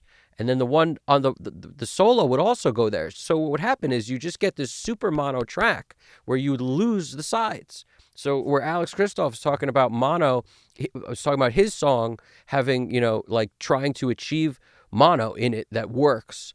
I'm actually not trying to make my mix sound too mono when I'm in stereo. I'm actually doing the opposite kind of thing where I don't want the whole song to sound narrower when the solo happens.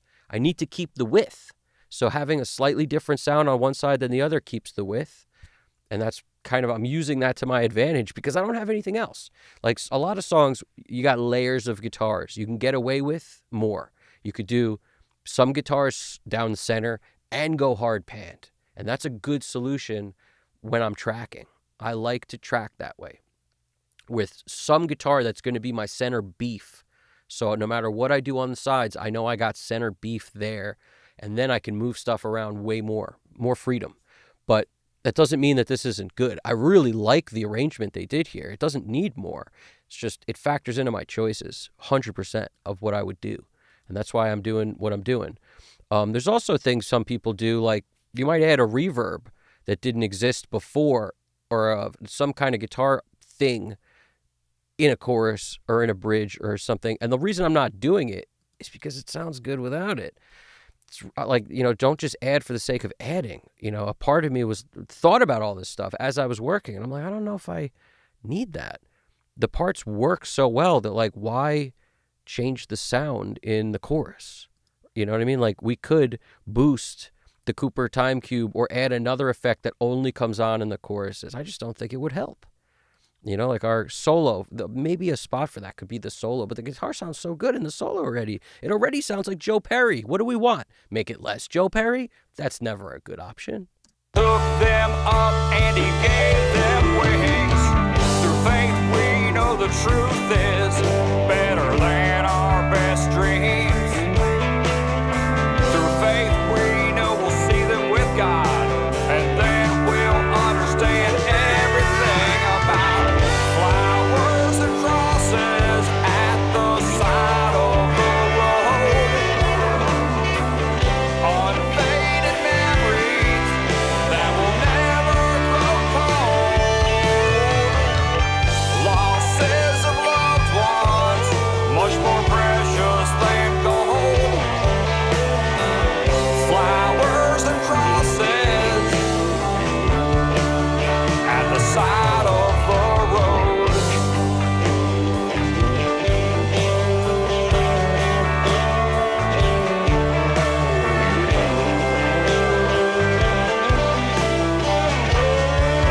At the side of the road.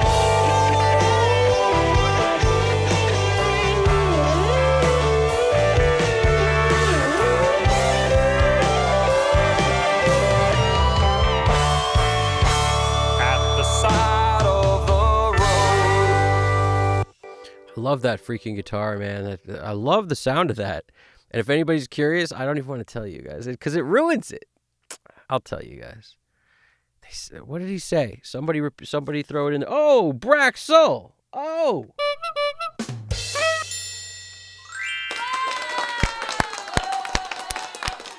Braxel in the house. How we doing, Brax?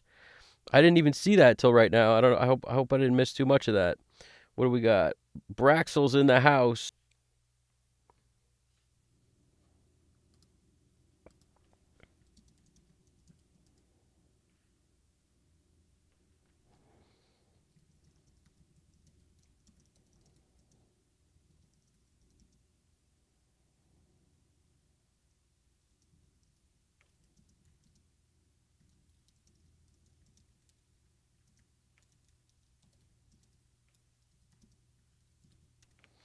Oh, hope you all can hear me. There was a crazy storm here, but it should be okay.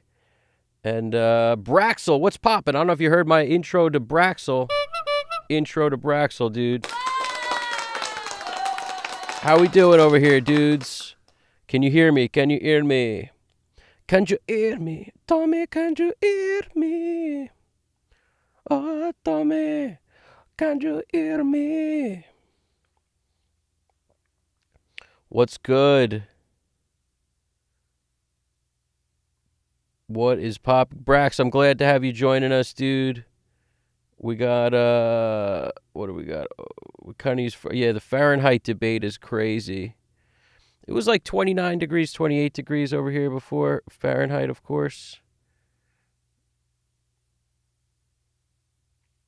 Yeah, we got the hiccup under control, right? Tell me we good. We clear?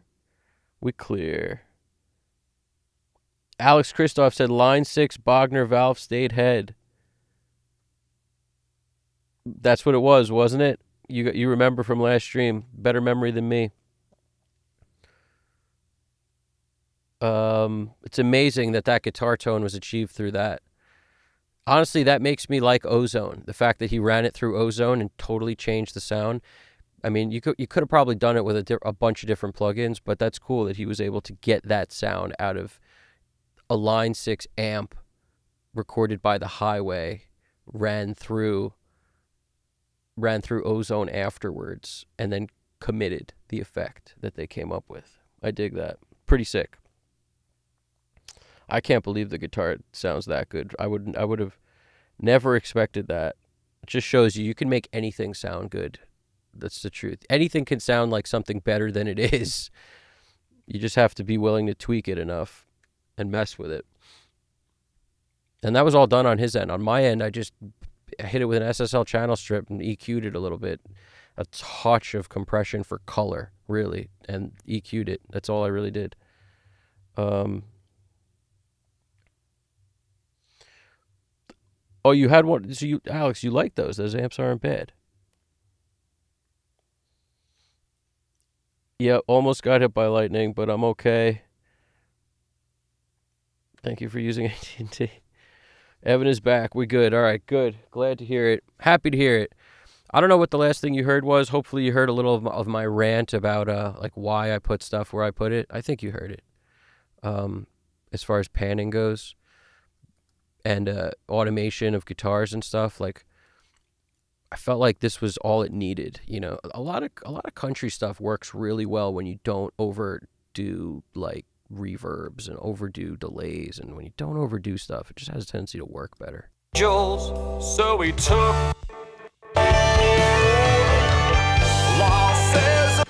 This is the lead guitar, and you notice how the vocals with it makes it where there's a lead guitar, there's always some vocal embellishments on it, so that vocal lives in the center. Now, you see what I'm doing here with this little reverb jam? The Cooper Time Cube track, if I just raise it by like 1.6 dB.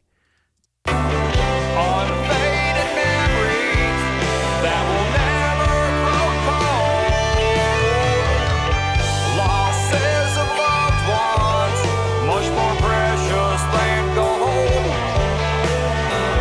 Flowers and crosses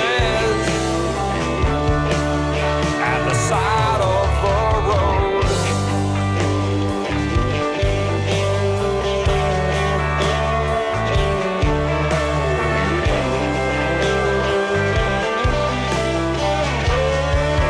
At the side.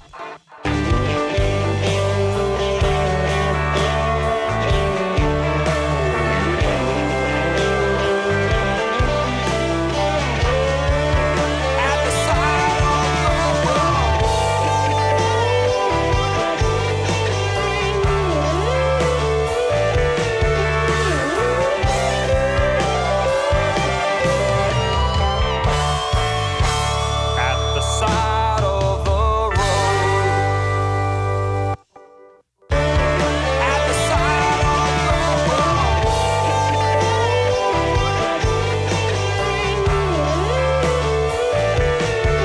road.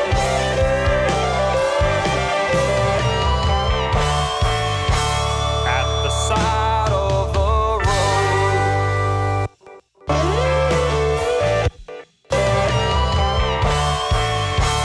At the side of the road. Feeling this.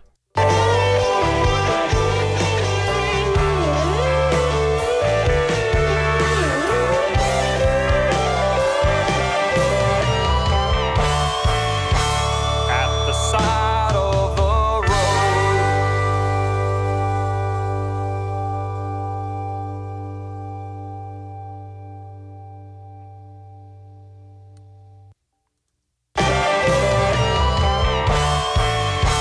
At the side of the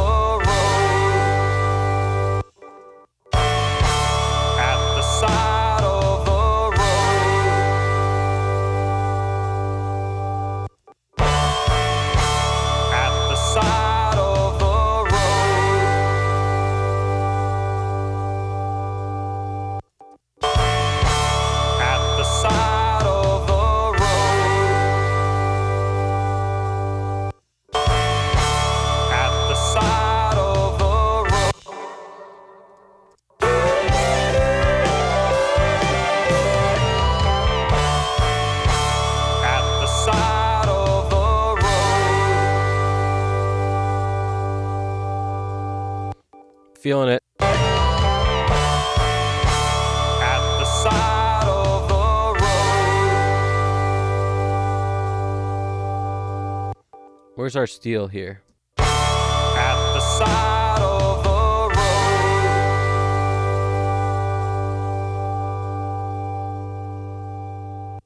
At the side of the road.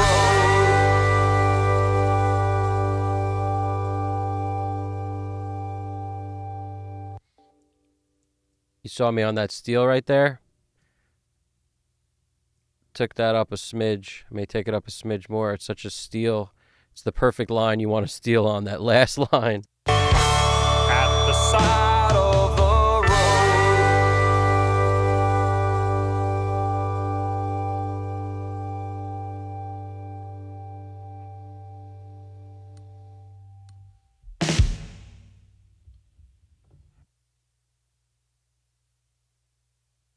It's like if there was ever a good line for a steel, it's the ending of every song ever. We got it worked. Mr. Psychotronic, brother, tell us what worked. What did I miss? Fill me in on what worked. I missed something.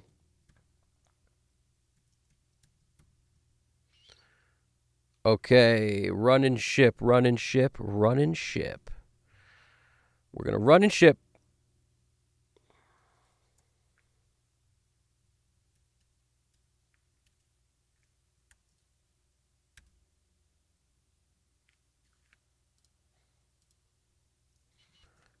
Got to save it first.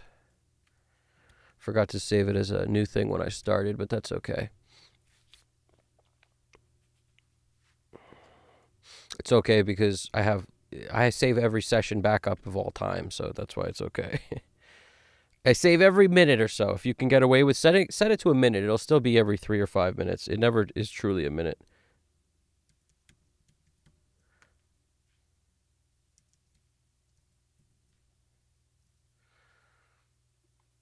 Let's hit this jam here. All right. M2, we're dealing with wave. A1314.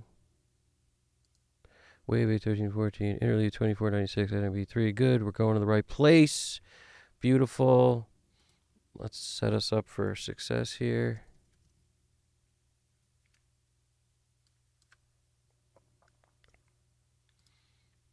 Turning mic off. I'll be right back. We're going to print one right now.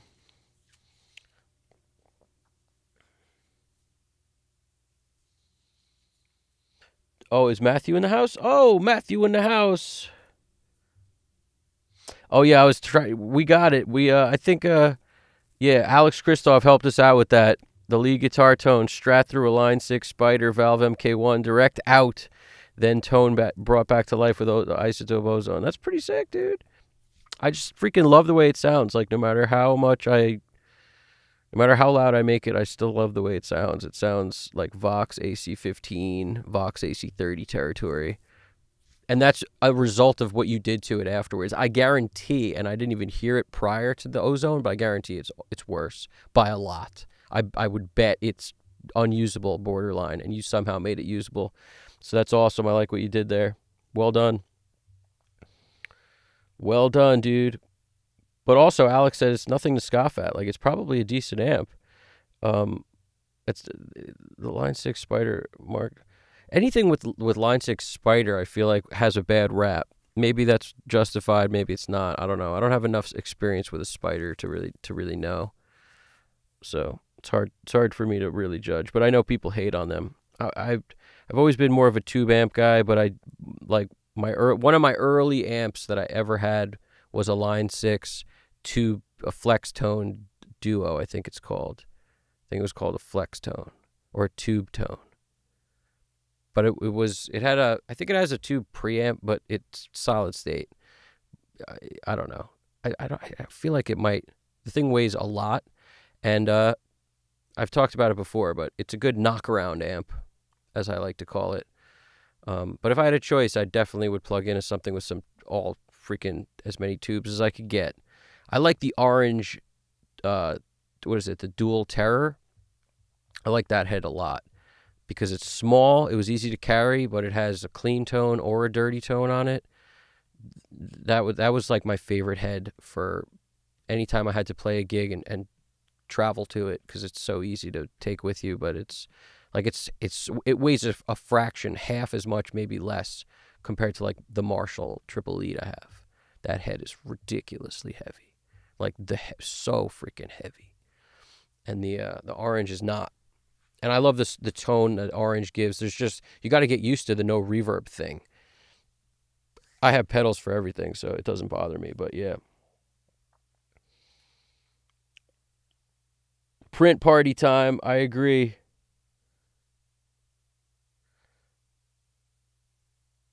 Photos on Discord. Circuit board is etched. Nice. That's what you're talking about. Psychotronic's talking about the circuit board. Mr. Psychotronic, you saw that section I put up? The gear section? We got a gear, gear repair, DIY, custom build section on our Discord now. That's pretty much Mr. Psychotronic corner. That's the Psychotronic corner over there. You're doing a great job, Matthew. You're doing a great job, dude. Everyone loves your tune, brother. We got a lot of positive stuff to say about this tune over here, man, because it's awesome.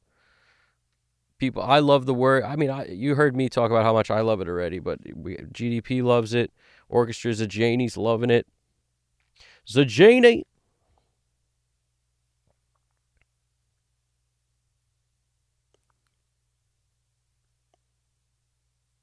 GDP's feeling it. You could tell there was a lot of time taken in the thought process of how to make this song sound great in terms of before you recorded it. You know, it sounded like GDP's comment to me, which was a great comment. He said, it sounds like there was pre-production done on this. And not enough is, pre-production's just not done enough these days by most people. A lot of people don't put in the time to do the pre-production part, to really think out the arrangement and make it work and get all the parts kind of ironed out as far as who's doing what and where the rests are and all that.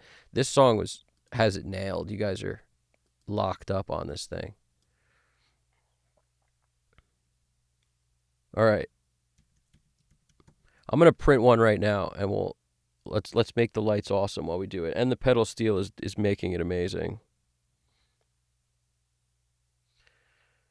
I think I'll leave the fader window open so you guys can see any movement happening on the faders, because there is some movement. As you can tell, there's tons of automation has been done. Look at all these dots. Dot City up in here, we call that. Dot City.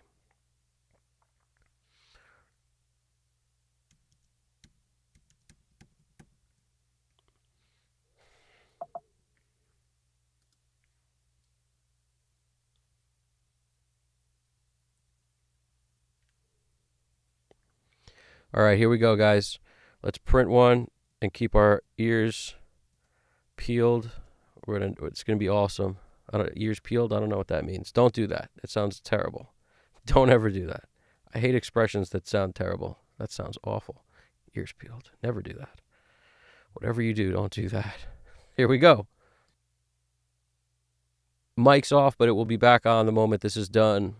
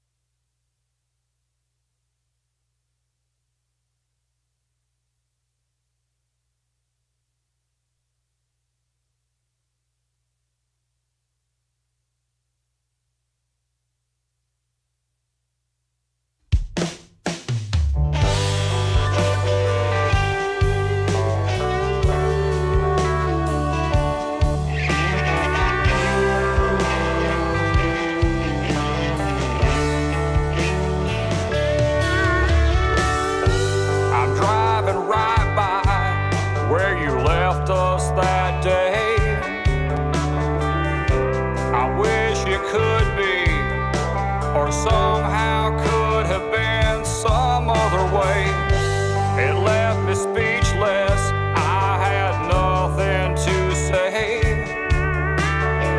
with tears in my eyes. I saw there in the light of the day there were flowers and crosses at the side of the road. Unfaded memories that will never grow cold. Losses of loved ones, much more precious than gold. Flowers and crosses at the side of the road.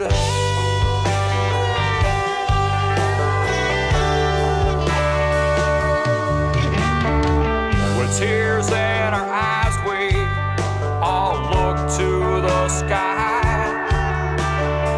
We don't talk much about it, but we've all asked God the reasons why. With our heads in our hands, we've all sat down and cried. We've all been in denial with a sad truth that won't be denied. Flowers and crosses at the side of the road. Unfaded memories that will never grow cold. Losses of loved ones, much more precious than gold. Flowers and crosses at the side of the road. They used to be ours. They used to be our loved ones, families, and friends. They used to be ours.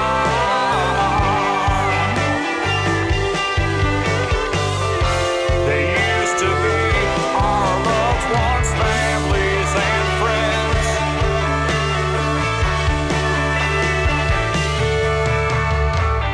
But by faith we know that it ain't as bad as it seems. That God must have needed angels, so he took them up and he gave them wings. Through faith we know the truth is better than our best dreams. Through faith we know we'll see them with God, and then we'll understand everything about flowers and crosses at the side of the road. Unfaded memories that will never grow cold. Losses of loved ones, much more precious than gold. Flowers and crosses at the side of the road.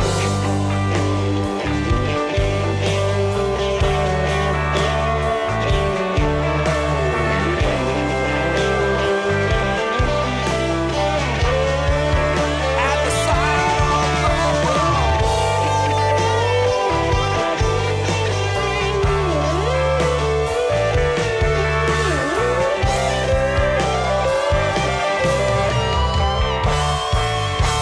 At the side of the road.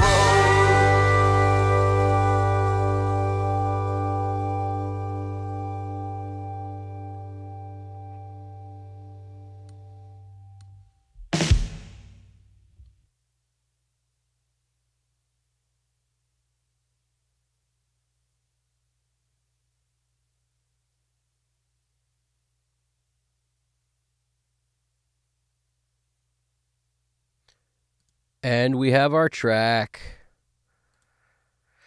We have our track, ladies and gentlemen. We have our track.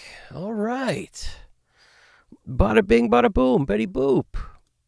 And like I've mentioned before, the move is usually listen one time, fresh ears after you think you're done. You know, let me go back to normal view. No problem, Matthew. No problem at all, man. I'm glad. Hopefully everybody digs it. Sounds like you guys dig it. Orchestras of Janie digs it. I know GDP digs it.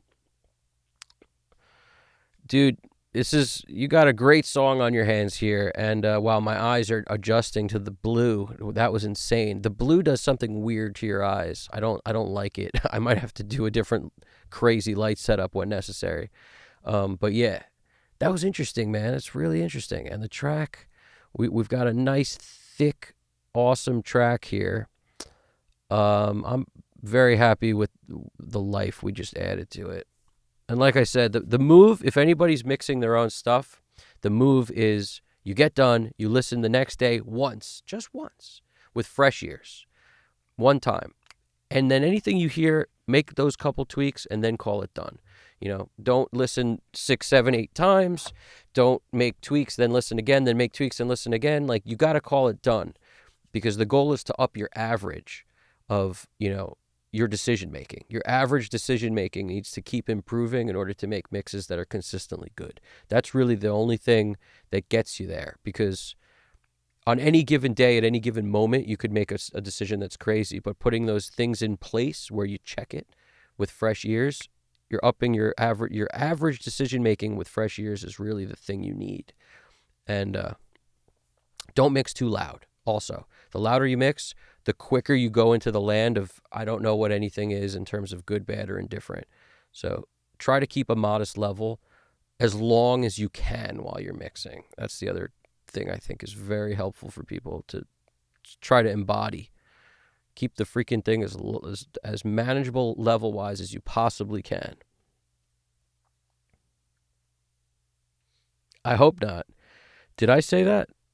When did I say it? I hope not. I hope I didn't say 6, 8. I don't know when I would have, but what do we got? Steven Wilson Jr.'s father's son. You'll really dig it. Yeah, that dude's great. It's a very sick country artist. I like Steven Wilson.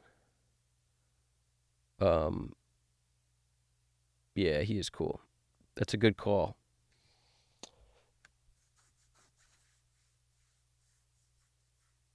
What's the name of the lead guitarist, Matt? I'm curious what the name of the lead guitar guy is. What's his name? The lead guitar is awesome. I want to shout him out because I really like what he did solo-wise a lot. I think everybody who played on this thing deserves a shout out. The drummer is awesome. The bass player is playing exactly what's necessary and not embellishing too much, which I love. He's sort of holding back and you could tell he's awesome and he's holding back. Gotta love that. And you got, it's a rarity when people hold back, and when they do, it can be really amazing. The drummer is phenomenal, I said already. Steel guitar guy is great. So there's so many things that are really worth talking about in this song. So I'm curious what their names are. I'd love to shout them out.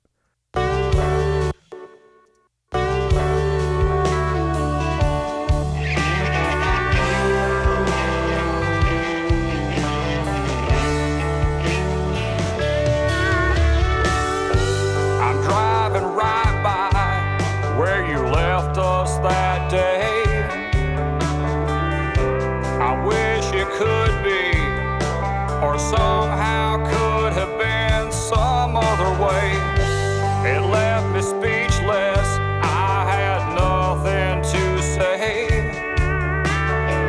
With tears in my eyes, I saw there in the light of the day, there were flowers and crosses at the side of the road.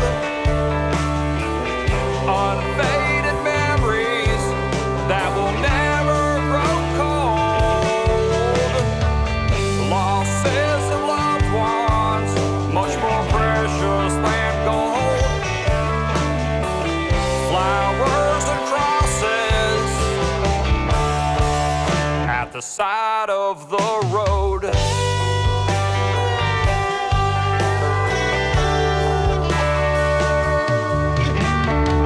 With tears in our eyes, we all look to the sky. We don't talk much about it, but we've all asked God the reasons why. I'm loving it.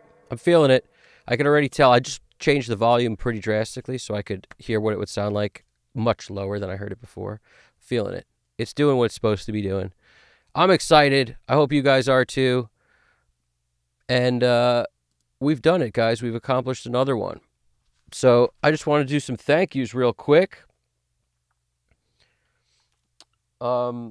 Matthew, I don't know if you could hear me or if you're here or not, but if you let me know in the chat who these dudes are, that would be awesome so that it stays on the video as part of the chat. Let me know who played on this thing for the other guitarist, the bassist, the drummer, whatever. But if not, I could throw it in the description if you're not around anymore, and that would be fine too. I just think they're awesome. I'd love to shout them out because they're really solid. The players are great. You know, you picked solid guys to play on this thing, dude. Half of having a great sounding band is deciphering, who deserves to be there and who doesn't. Sometimes people get caught up with like playing with their friends and stuff, and it's, sometimes it's good, sometimes it's bad. But it's you could tell that these guys really all are awesome. So like you got a solid group of dudes here, man. What do we got here? We got Mr. Psychotronic. All right, we're going to say some thank yous. Thank you to Mr. Psychotronic. Thank you to Orchestra Zagini. Thank you to Shigiono TH Music. Thank you to Alex Christoph Drums. Thank you to Slag Media Records. Thank you to Pongmaster12 Trey. Thank you to Yo Johnny 2000. Thank you to Factor 3208. Thank you to Kenyan Sammy. Thank you to, what do we got? Braxel1, the man. And thank you to Matthew Dulaney. Thank you especially to Matthew Dulaney because this is his song. So if you're curious who wrote this, that's Matthew Dulaney, and the song's called Flowers and Crosses. And what a phenomenal song. Well done writing the thing, well done playing the thing. Just a solid job all around. Everybody did a great job with the arrangement, with the whole thing. Just with the guitar tones. I mean, you guys did a lot, made it great, and sounds awesome. And Omni Sound did a great job recording your vocal on it too. So everybody should be thanked in this one. Everybody that was part of the tracking process did a great job. Watershed did some of the tracking too. They did a great job in Watershed. Everybody did great. Solid job all around.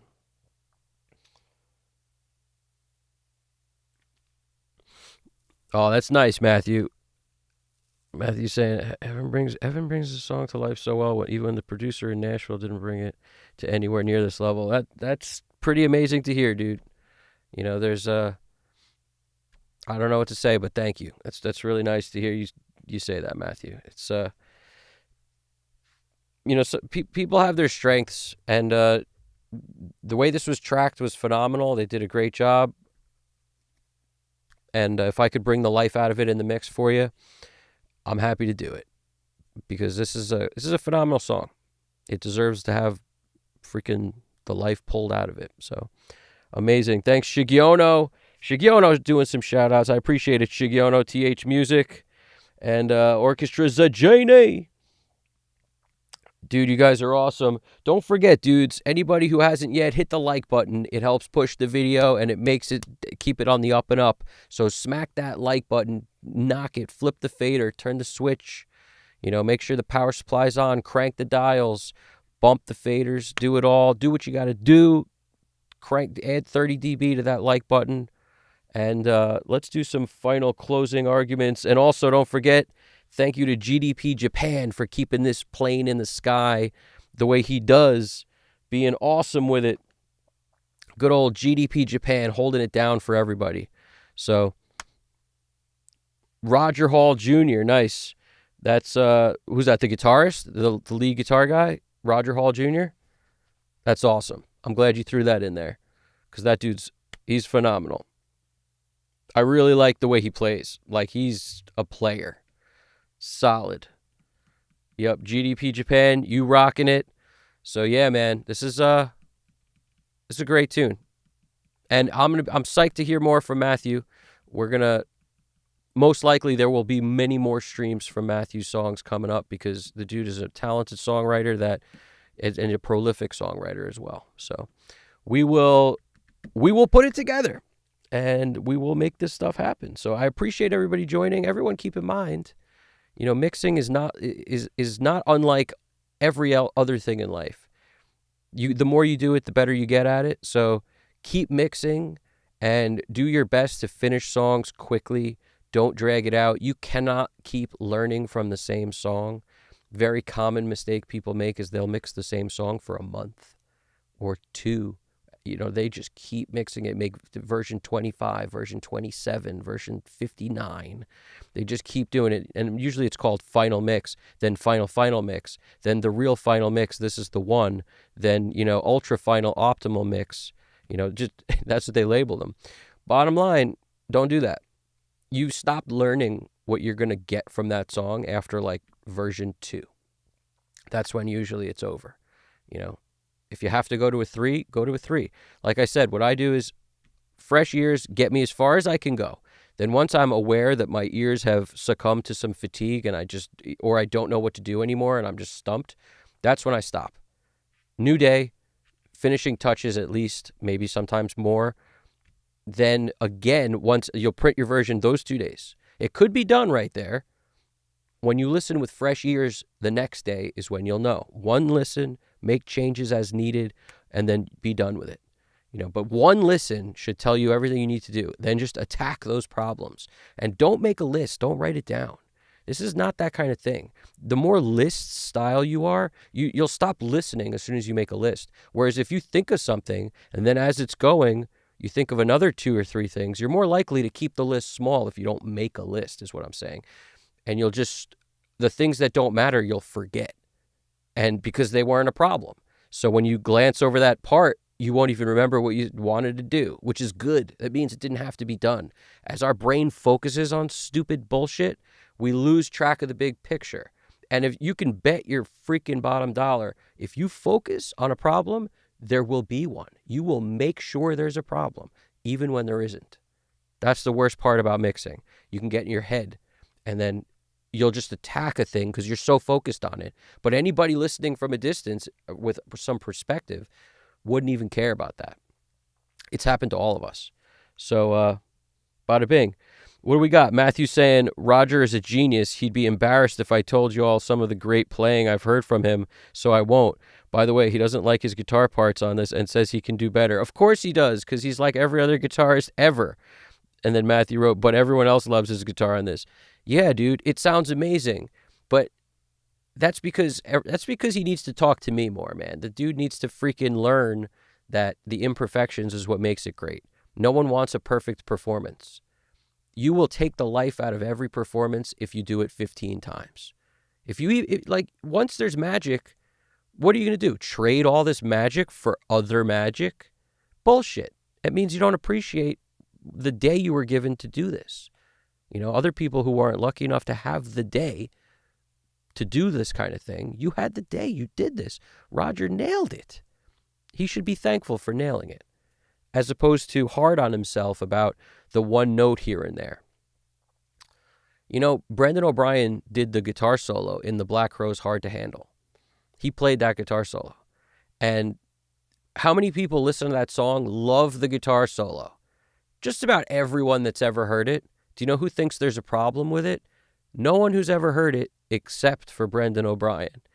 On the Rick Beato interview, he goes, yeah, there's just this one little spot that I rushed a little and it pisses me off still. It still pisses me off. It's like Rick laughed his ass off when he heard that. Because whoever listens to that and doesn't think it sounds amazing? Everybody does. It's amazing. What are you talking about? You rush some nonsense is hooked always in the player's mind. That doesn't mean that it's real. If you focus on a breath sound too much that you're trying to get rid of, you'll make it way too low. You focus on an S, you'll get rid of so much S it sucks. If you focus on anything, it becomes a thing that you cannot fix, or you'll overfix rather. And that's not what this is. We live in the land of imperfections are amazing. So get comfortable, make your bed in that land. Don't try to keep running for perfection. It doesn't exist. Matt, you're awesome. I appreciate the thank yous. Orchestra Zajani Said, yeah, I used to exactly this, and finally second mix was the best. That's what's up, dude. The more people I can get on this page, the better. Because at first people think it's crazy what I'm saying, and then they realize, no, this is, anyone who knows what's up realizes this is the case. They realize that their best work is their first instinct, because we are all dumber than our instincts. Like, we are all less good than our gut instincts. Our gut instincts are smarter than we are. Go with that. It's true. So you go with your gut and you make decisions quick. Keep it moving. You know, you guys are awesome. Thanks for making these things what they are. Jimmy Page has played a Blue Notes, which made his solos great. Yeah, no, Jimmy Page is a perfect example. Every time he played live, it'd be different. A lot of times he wasn't so happy with his playing, but who the hell cares? We all loved it. As I'm a Zeppelin fan, it's probably my favorite band of all time. The last thing I would ever think is like any of his solos are flawed or something. Like, yeah, right. No way. And the live stuff is great. So, you know, no one's looking for perfection. It doesn't affect how much I like it in the slightest. And, you know, I think everyone's the same way. So like I said, hit the like button, subscribe if you haven't already. More of these to come. We do these regularly. Almost every other day we drop one of these live streams. So catch the next one. Who knows what it will be, what kind of genre. Could be rock, could be country, hip hop, could be anything. So stay tuned for that. Join our Discord if you haven't. And, you know, you guys are awesome. Thanks for making the streams what they are. Thanks for being a part of it. And everybody on that list, if I forgot anyone, I apologize. But you guys are awesome. And before the live stream gets completely unstable, we are out. All right? You guys are amazing. I hope I didn't forget anybody. All you guys are awesome. All right? I'll catch you guys soon. Thanks for watching. Again, you guys are the best. Bicycle horns for everyone. Positive claps, rock and roll, stay with it, and Roger Hall, you rocked it. Matthew Dulaney, you rocked it. Keep writing songs as amazing as this. Truly, you got something great here. So I will catch you guys later. Thanks again for watching. Everybody remember, you guys got this. Take it easy.